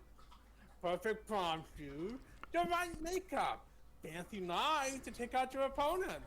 Speaking of which, I assume this goes without saying, but I'm not leaving anything to chance. I'm doing a blood ritual to ensure my win. I still haven't found the exact details yet, but I'm optimistic that at least some of the items will be found in the shop. The only question is, where exactly I can find the detail for a proper blood ritual. Sounds like you would have needed that tampon. So, options are, why don't we ask the Coven? They're witches, they should have known all about blood magic. Or literally just search the internet. Literally what it's there for. That's a very June answer, to be fair. Yeah, I'm gonna go with that one. Like, why don't you just Google it? Alright, good call. Good. Sometimes you get so caught up in the grand scheme of a close blood magic which could be a petty victory that you forget about the little thing. Come on, you gotta move, Gibbs. You and Vera scamper over to the library to put the school's computers to good use for once. For real, does anyone at the school use school resources for educational purposes? Why the hell would you do that? Let's just search blood magic to guarantee prom queen victory over basic bitches to maintain social status. What is this movie, Carrie? That's pretty clear, right? Couldn't possibly be clearer. Seems like we're gonna need the blood of a former prom queen, the tongue of a goat, and the earrings of an ancient goddess. Not exactly stuff that's gonna be lying around, but when you're destined to be prom queen, you make it work. Not that I'm destined to be prom queen, I wouldn't have to do blood magic in the first place. But hey, when you want to achieve greatness, you make your own destiny. You check this spot, I'll grab a goat, and we'll meet up in the bathroom, cut his tongue out, and get this party started. Sounds like a party indeed. You gain +2 fun and +1 smarts. Alright, that weekend. Something happened to Red. Again, Something's always happening to you. I suppose. That weekend, Vera summons you to a copy shop for some freelance consulting. It turns out that's not a euphemism. She actually wants you to pay you. She actually wants to pay you for your advice. Look, I know you're friends with Yellow and June. And while I don't particularly understand friendship as a concept, I recognize its use as a data gathering tool. Oh dear. You see, I'm contemplating a romantic relationship with one of the two aforementioned friends. But I'm trying to make an optimal selection. That's where you come in. In your considered opinion, which one will give me the most sexual satisfaction immortalized over the next 12 months? Whose social value is like to increase in the upcoming fiscal quarter? Who has the most money to give me? Basically, which one of your friends is objectively the smartest choice? So Barrel decides who they're going to cock block now. Yeah.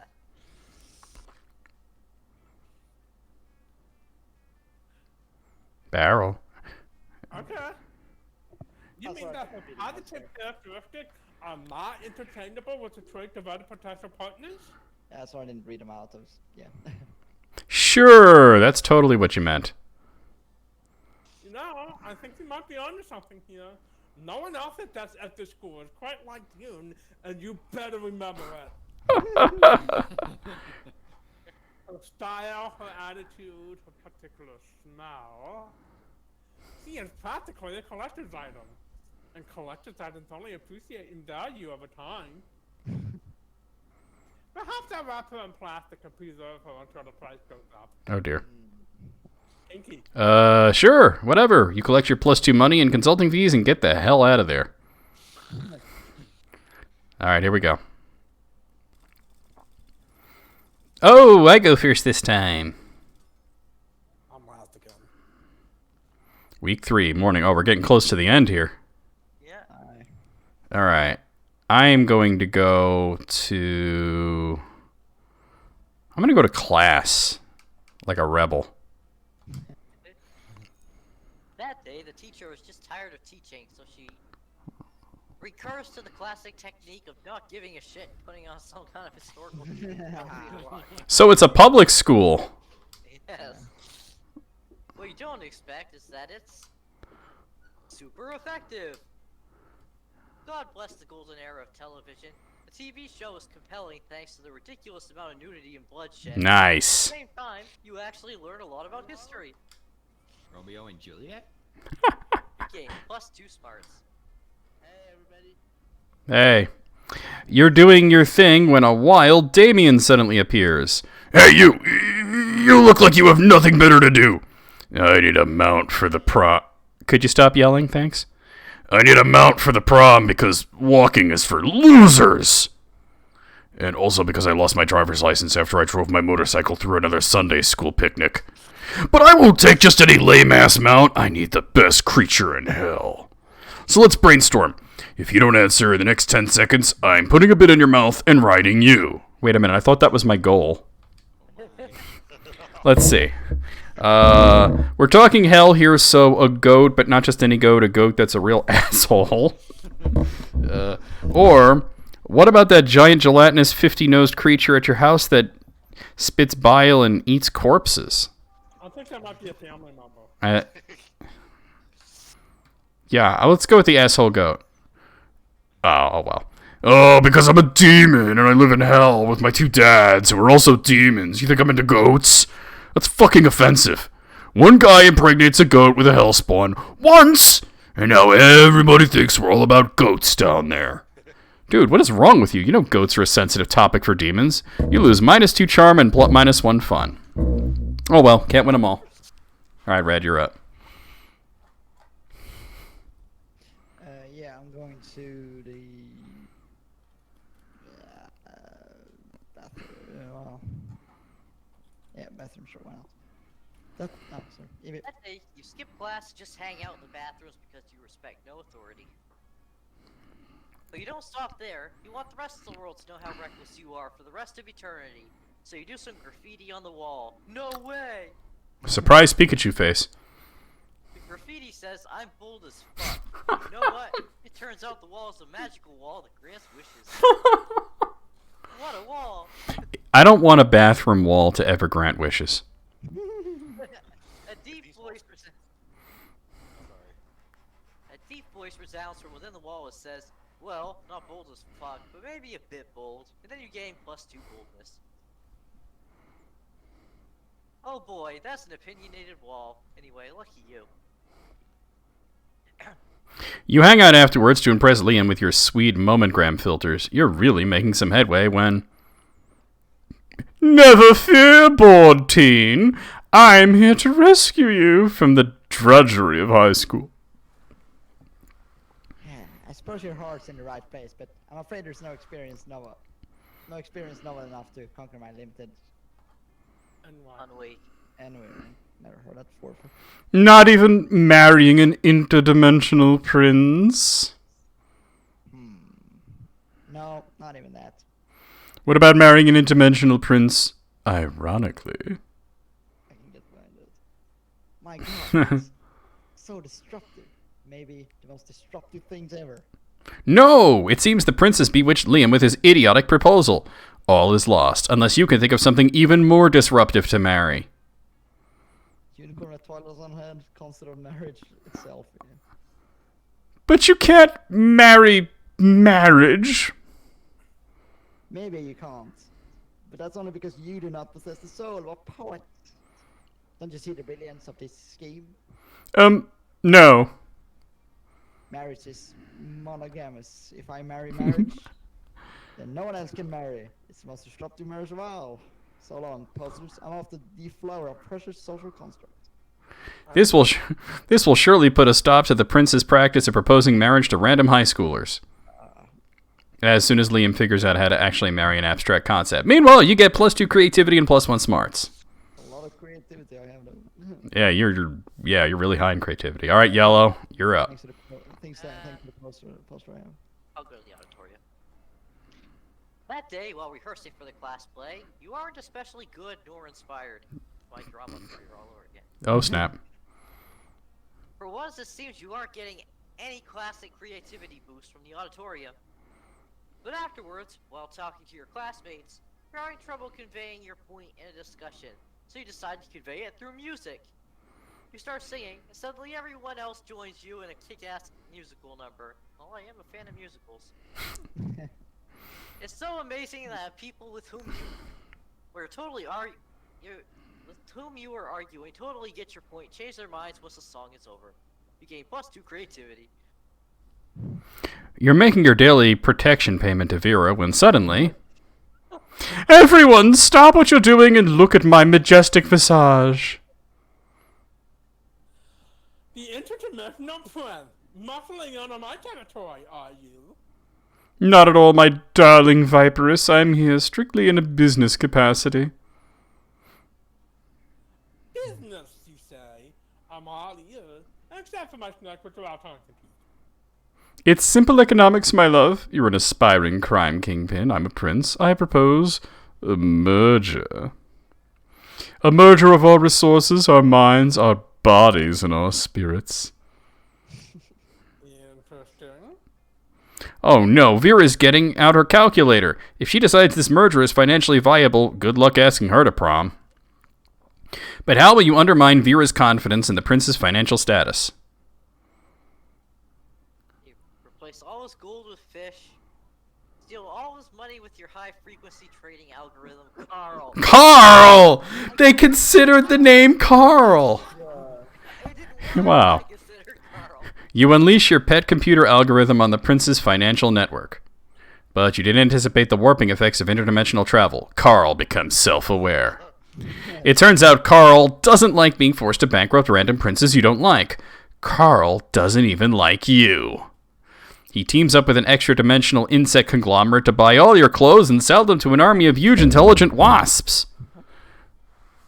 Okay, I know we're talking businesses now, but that's going to have to take a backseat to my #1 favorite activity. Watching an idiot get You love watching idiots get stripped by giant moths as much as the next monster, but it's so different when the idiot is you. You lose -2 boldness and -1 smarts. I'm not having good luck with this game. I'm up now. Yep, you sure are. I don't think I'm going to the outdoors yet. I'll do that now. That day during recess, you start a half-hour rave that goes full crazy. At one point, one small magical Latino cat slips on a banana peel. You start to laugh at him. He asks you to stop, but you don't. You so hard at him that you somehow steal +2 fun from him. Hooray! June is full-on white girl dancing there. Later, you're wandering through the halls when you hear a voice from around a corner. Hey, psst. I seem to have accidentally trying to pick this down with my gaze. Don't get me wrong. Don't get me wrong. You totally deserved it. Oh no, it's obviously fake. Plus that nail polish, abominable. But this isn't exactly the first time I've done this. Principal Giant Spider said if I did it again, I'd get decancelled. then I need to dispose of yet another body, and I thought that since you're so attractive and kind and clever, you'd be willing to cover up the literal murder I committed, no questions asked, right? Wow. Alright, well, options are easy. We'll just dress her up in some stuff in the theater and set her up in the crowd like she's a new art piece. Or, never you fear, my lovely murderess. My good buddy, Mr. Hammer. I'll even give you the nose of the trophy. Mr. Hammer. That's funny.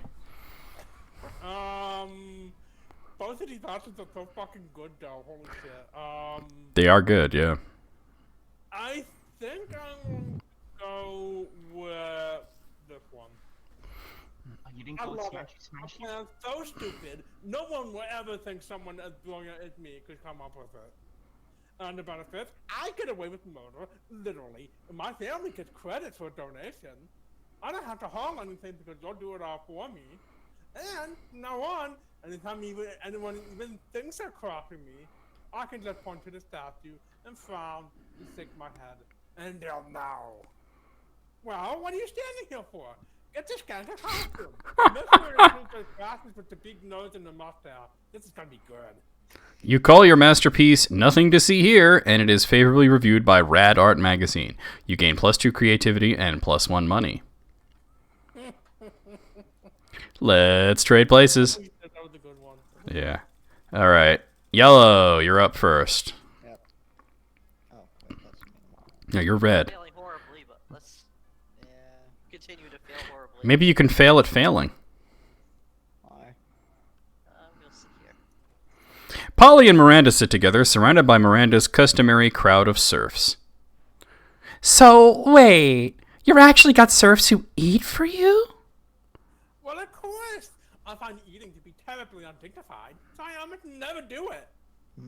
Hey, me neither. What other kinds of crazy serfs you got? Well, I have a serf to get to the bathroom for me, and a serf to feeling a difficult emotion for me, and a serf for keeping my silverware in alphabetical order. I even have a surfing serf for standing on top of whenever I go surfing. Wow, that's a lot of serfs. It's a fair amount. The only limit is my imagination.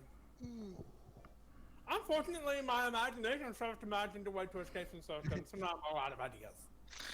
Well, I'm sure with the help of Yellow, we could probably think of a dope new kind of surf. Oh, is that so? I can't wait. Well, you're on the spot now. What will it be? Oh, Miranda, you should get a puppy surf. It's not actually surf. It's just like 50 cute dogs. Or you should get a party surf. Polly, a surf to experience your hangovers for you. Oh, snap. I'll need that, yeah. A surf? What's that? For me? I couldn't possibly. Why not? I do it all the time. But isn't it wrong to make someone else experience the negative consequences of your actions? Well, like I said, I do it all the time, and Father says I can do no wrong. Therefore, it's probably fine. Oh, okay. Hell yeah. Let's hire a dude to deal with all my withdrawal symptoms. Higher, Polly, dear, we don't pay our serfs. We don't? Sweet deal. Polly hires the burliest hangover surf she can find, and then the two of you go out for the night of your lives. The surf is dead in the morning from the epic hangover, but the memories are well worth the second-degree manslaughter. All right, June, you're up. Let's see. You're gonna romance the cat. You said. You said you were gonna. I thought. Oh, okay. Because I said you were gonna romance the cat. You find Scott and Damien shoveling hot dogs and mashed potatoes into their mouths while Coach cheers them on. Oh, we don't have. Oh, who's gonna do the coach? I suppose I could do them because I only voice the tape that. Well, go ahead. Yeah, do it. Go boys, go! March your way through victory. Oh, there's no true sport in eating contest. Hey, girls. Crotch. Mouthful. Yeah, but that clearly says crotch. I just want to point that out. Thanks, crotch. Shut up and let me eat. It looks like it's a pretty fair fight so far, but where's the fun in that? Time to step in and tip the balance. Let's see. Distract Scott with surprise fireworks will slather Damien dogs and holy cats up. You know what? I'm going to distract Scott. What the hell? You were planning on setting off these fireworks in here anyway. You let them rip. Hey, stop that! Who did that? Who's making noise? I'm yelling because I'm scared. That's every dog ever. They found us, Scott. The Viet Cong. Oh Lord, it's Nam all over again. Whoa. Wow. Scott and Coach flee the cafeteria. Damien lets out a sigh full of equal parts relief and mashed potatoes. Thanks. I was just eating like I normally do when those two idiots came over and turned it into a sport. It's not my fault I eat so fast. I've got a literal furnace in my stomach. Damien lets you have some of his half-chewed hot dogs. Nice. Some would say that's almost like making out with him. Alright. Alright, I will sit... What is this? I don't recognize that. I'm just going to see if I'm about buying something. I have 5 money. Hey, last night I read this article on how money causes pocket cancer in the long run. You don't want to get pocket cancer. Quick, give me that dangerous money you have in your still healthy pockets. All right, let's see. Or for cocaine. Ain't that Also true? in the game. Okay, I have a suggestion. The next time someone goes to the shop, I'll just put it off at John's screen. Because I want to do the cat girl. Well, that's why I was saying. You said, oh, I'm going to romance the cat girl, and then you just didn't. No, I said I was going to do that next time. Oh, I thought you meant next turn. I'm going to get this sexy fake Latin accent. Why? The hottest thing is being yourself, honey. But a Latin accent is a close second, to be honest. You know what? All profits are made or donated to a good cause. Spoiler alert, the good cause is buying me a new phone. Sweet! All right, Red, you're up. You approach Liam and Vera's table to find them thoughtfully tasting several glasses of wine. This school has literally no rules, apparently. Wine, the most exclusive of beverages. Even a wine person myself can resist this class another. So he drinks wine.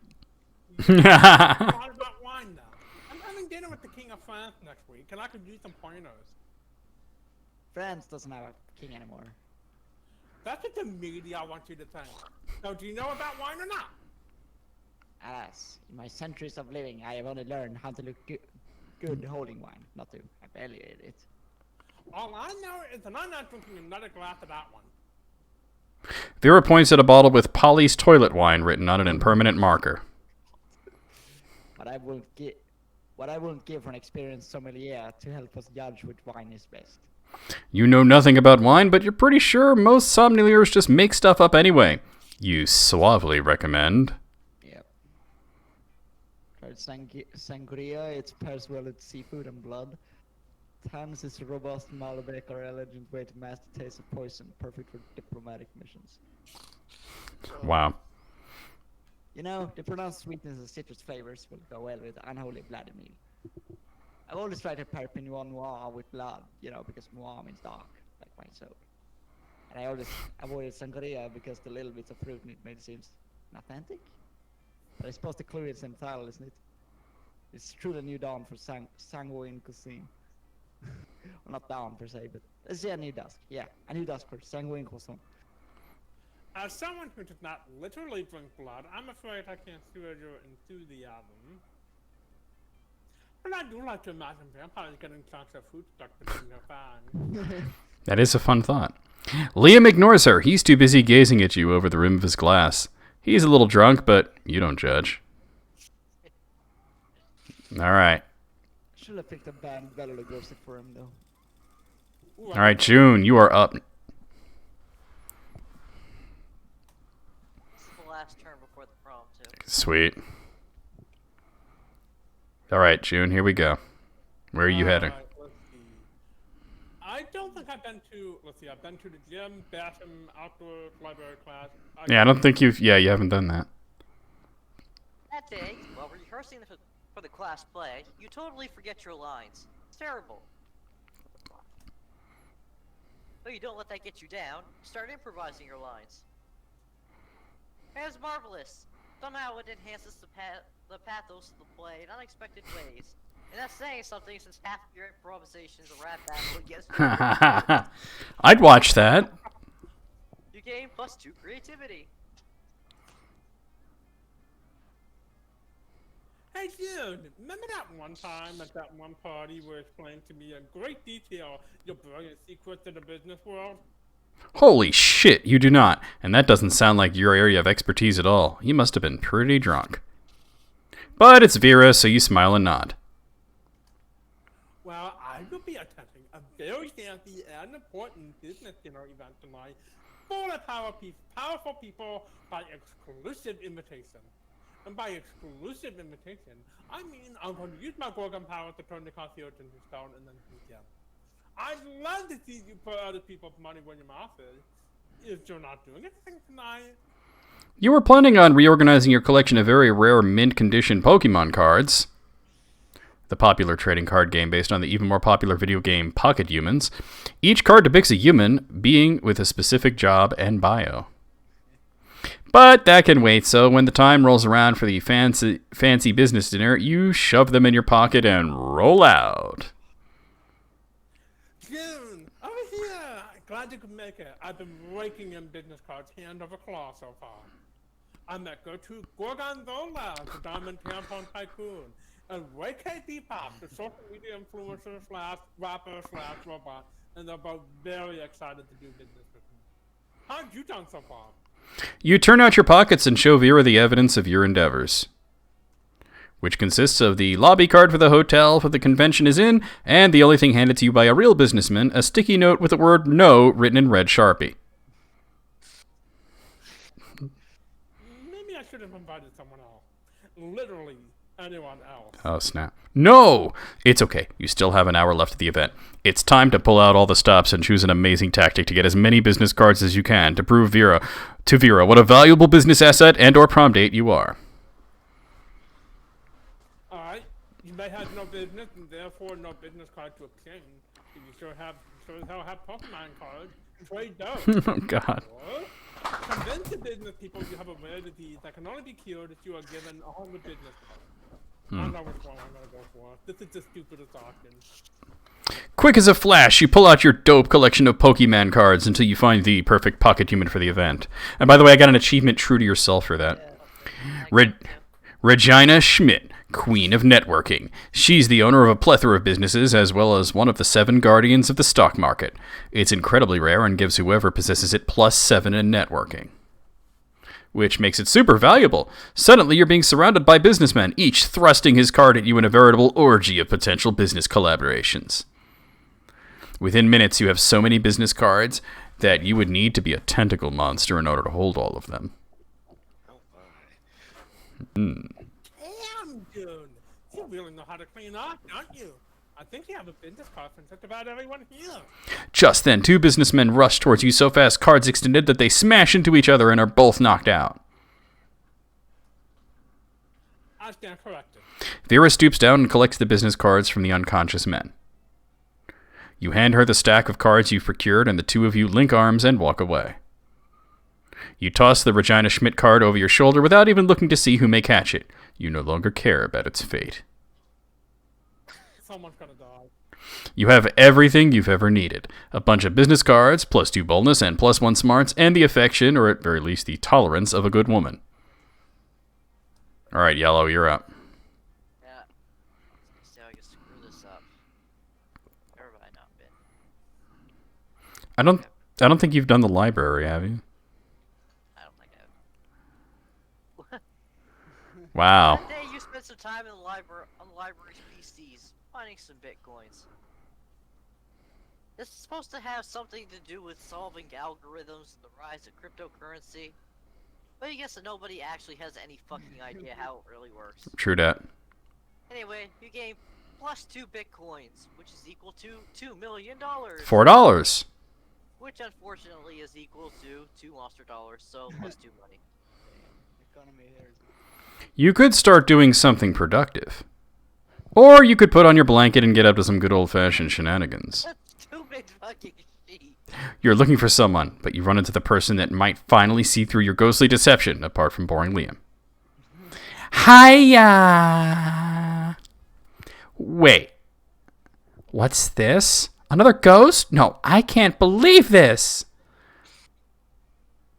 Finally, someone else notices. This is clearly just yellow wearing a...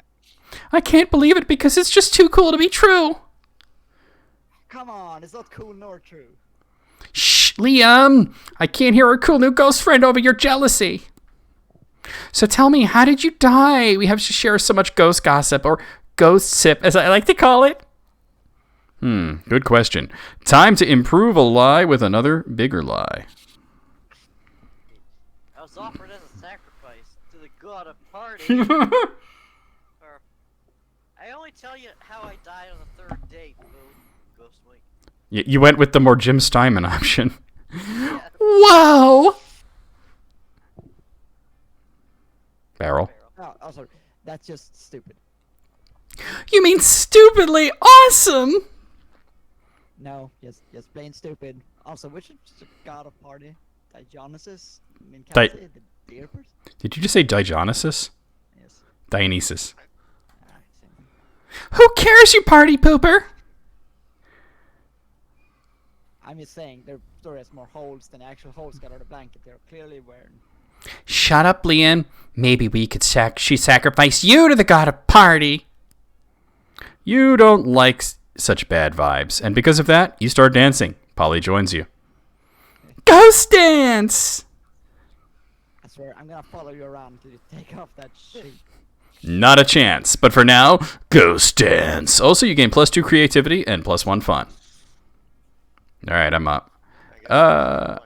Yo, for real. Alright, I guess I'll do the bathroom. Oh, EB. That day, you visit the bathrooms to take a number 2. Don't worry, there won't be an illustration of that specific moment. Darn! Thing is, you make one of the boldest decisions in your life. You don't put paper on the toilet seat before using it. Hella bold. Look at you, you crazy bastard. You gain +2 boldness and probably +1 staphylococcus with a slight chance of +1 STD. Well, thankfully those aren't stats in the game, right? You're chilling out, not murdering anybody, when Damien slinks up to you. He's hauling a large sack with the words, "Definitely not a corpse," written on it. Hey, you're not gonna believe this, but there's definitely actually a corpse in this bag. You never would have guessed. Now, here's the thing. I'm not saying I'm exactly responsible for making this corpse. At least, not without my lawyer present. But let's just say he and I apparently had very different definitions of rock, paper, scissors. Anyway, I'm not interested in going back to jail, so I need you to help me hide this body real quick. It would be an extremely attractive thing to do. Luckily, hiding dead bodies is kind of your thing. You share your brilliant solution. Alright, let's see. Disguise him as a drinking fountain. No one will know the difference, or just chuck him in my garage. He'll blend perfectly with the collection of vintage dead bodies. Oh yeah, let's do that. If I didn't know I had a collection of vintage dead bodies, let's fucking do it. You throw the corpse in the back of Damien's dread chariot and hoof it over to your garage. Holy hell! Are these all yours? Some of these are total classics. Elvis Presley? Amelia Earhart? Fuck, you've got 3 popes here! I've spent all this time trying to be a great murderer, when the greatest murderer of all was right next to me the entire time. Damien lovingly lays his mangled corpse next to your pristine collector's items, a look of awe on his face. Joke's on him, you're actually just a really accomplished grave robber. You gain +2 smarts and +1 charm. Alright, Red.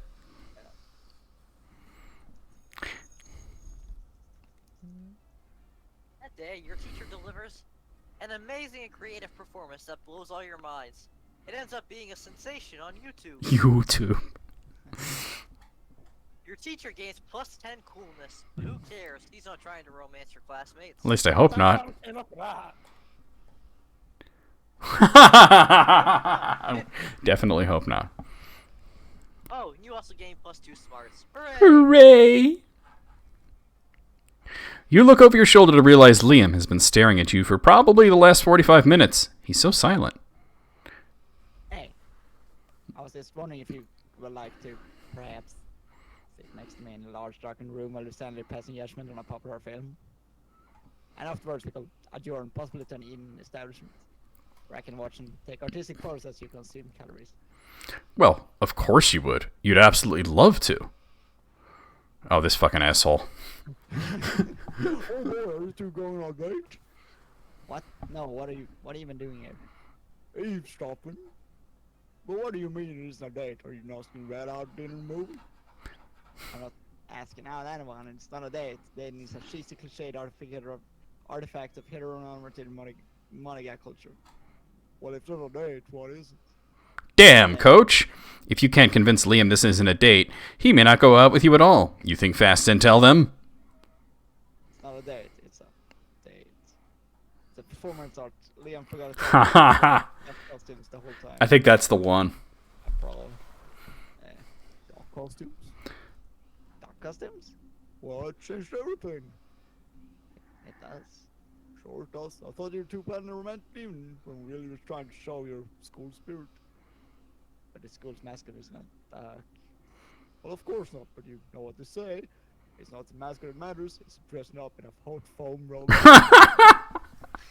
your aphorisms truly are the best. Thank you. But I suppose dressing up as two giant ducks would subvert expectation to a delightful degree. It's settled. Later that night, you and Liam are kicked out of a movie theater for being giant ducks. Liam writes a scathing blog post about it. It's the best night date you've ever had. You gain +2 fun and +1 smarts. We all seem to be doing pretty well here. Yeah, this is down there. All right, June, who will you ask to prom? I am going to take. I mean, Vera is your obvious choice. Turn you down too. Yeah. I think the only one I've made any headway with It was Polly, yeah. Yeah. And And I obviously had some progress with this asshole. And I guess you, Liam, right? yeah, Well, actually, you had some progress with the werewolf guy too, but I think Liam likes you. yeah. A couple of them. I sure hope so. All right, June, let's see what happens.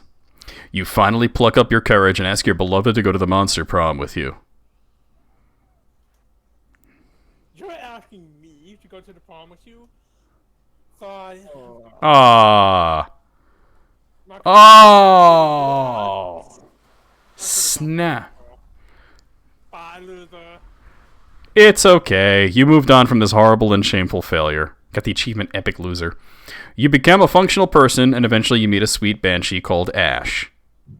You shared lots of common interests, and after dating for some years, you married. One day, in the middle of a casual conversation, you mentioned how you couldn't get a date for Monster Prom.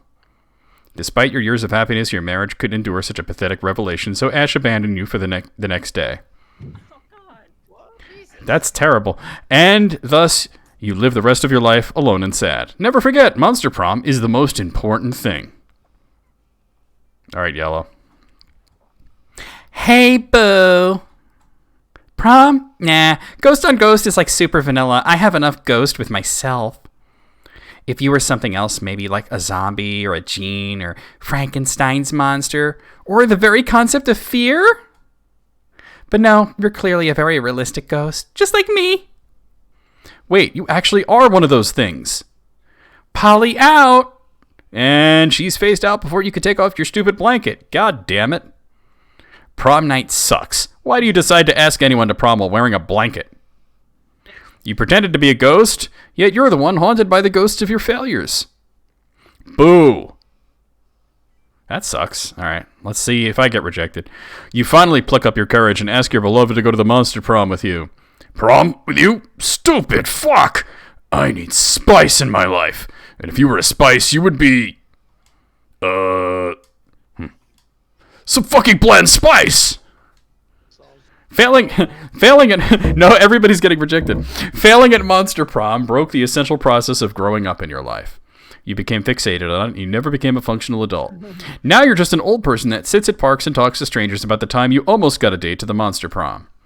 It's as weird and sad as it sounds. All right. Let's hope somebody... Okay, come on. Somebody's got to get a date. You finally pluck up your courage and ask your beloved to go to the Monster Prom with you.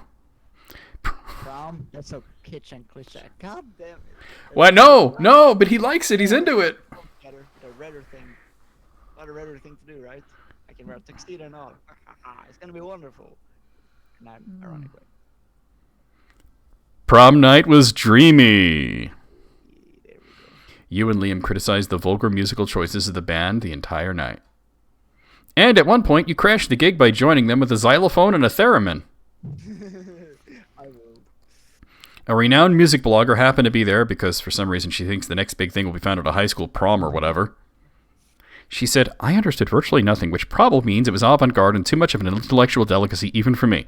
I give it 0 thumbs up, but only because ranking art numerically is a travesty. Keep an eye on Liam de Leoncourt and Red crashing future prom nights. They will wow you. You both keep a copy of the review as a memory of such a wonderful night together. Scotty doesn't know. Scotty doesn't know. All right, so Barrel was the only one that got laid. Aye. You are all here for my lawyers. Yellow, most likely to make Pluto a planet again. Oh, Yeah. those 3 weeks were perhaps the most epic and absurd weeks of our lives. After the monster prom, we kept on living our lives, falling in love, battling for friendship, and learning about who we were and who we could be. And you know what? Like it always does, life happened, and it was wonderful. Damien became a renowned drag racer until he died in the most badass way during a race. At the funeral, you spotted him hidden among the crowd. He winked at you. Liam and Scott co-wrote a weird, cheesy fanfic of 2 lights that became unexpectedly popular to the point it turned into a well-known novel of its own. That sounds familiar. Half the characters are shirtless, for all the right reasons. After some years, the prince's dimension became a democracy, mostly due to the public discontent with royalty that spends most of its time in other dimensions. Despite that, the prince keeps on annoying high schoolers. Still wrong on so many levels. For those 3 weeks, the Monster Prom seemed larger than life, and it was gone just like that. The battle for Monster Prom might have ended then, but there were plenty of battles left in that war-cooled youth. But once again, we were young and unafraid, and we were ready to start. Well, there we go. It's fun, yeah. That was ridiculous, and I loved it. That was fun. Oh my That god. was entertaining. It did me a heckin' delight. Hey, Corey O'Brien as a writer. It's a fantastic writer. Jesse Cox as a producer? What? Shit. Didn't know I don't know a Yessie Cox. that. It's a famous YouTuber. Oh, okay. All the voices in this were YouTubers as well. Ah. Unfortunately, Cry was one of them. Ah. Well, good thing we did our own voices. Aye. Yeah. He did, I think, Liam and Yellow. Ah. Well. Well, had some- I think Barrel did a better job with Liam, even though I haven't heard Cry's version. Yeah, well. Song Road? What? Holy shit. I had a lot of fun doing the fifth girl. Oh, God. It's always good to see Sung-Won show. I saw that there was a credit for an orgy planner, which is something that happened. Alright, I gotta go pee before. Yeah, I gotta I- go to sleep. I got an idea. Why don't you go pee? I gotta get to. I'm gonna go pee. Why don't you go pee? You should probably pee. Time for Ruby night. Yeah, I gotta sleep. So. Everybody gets to pee. Hey. Hey. My purple dork. I've unlocked an erotic fan fiction about dragons. This is about to get weird. I've unlocked 12 new images in the gallery. Who cares? Alright, guys. Thanks for coming out and having fun. That was a blast. That was. That was pretty Alright, fun, I'll talk to you That was later. great to listen to. Yes, that was Jazz hands.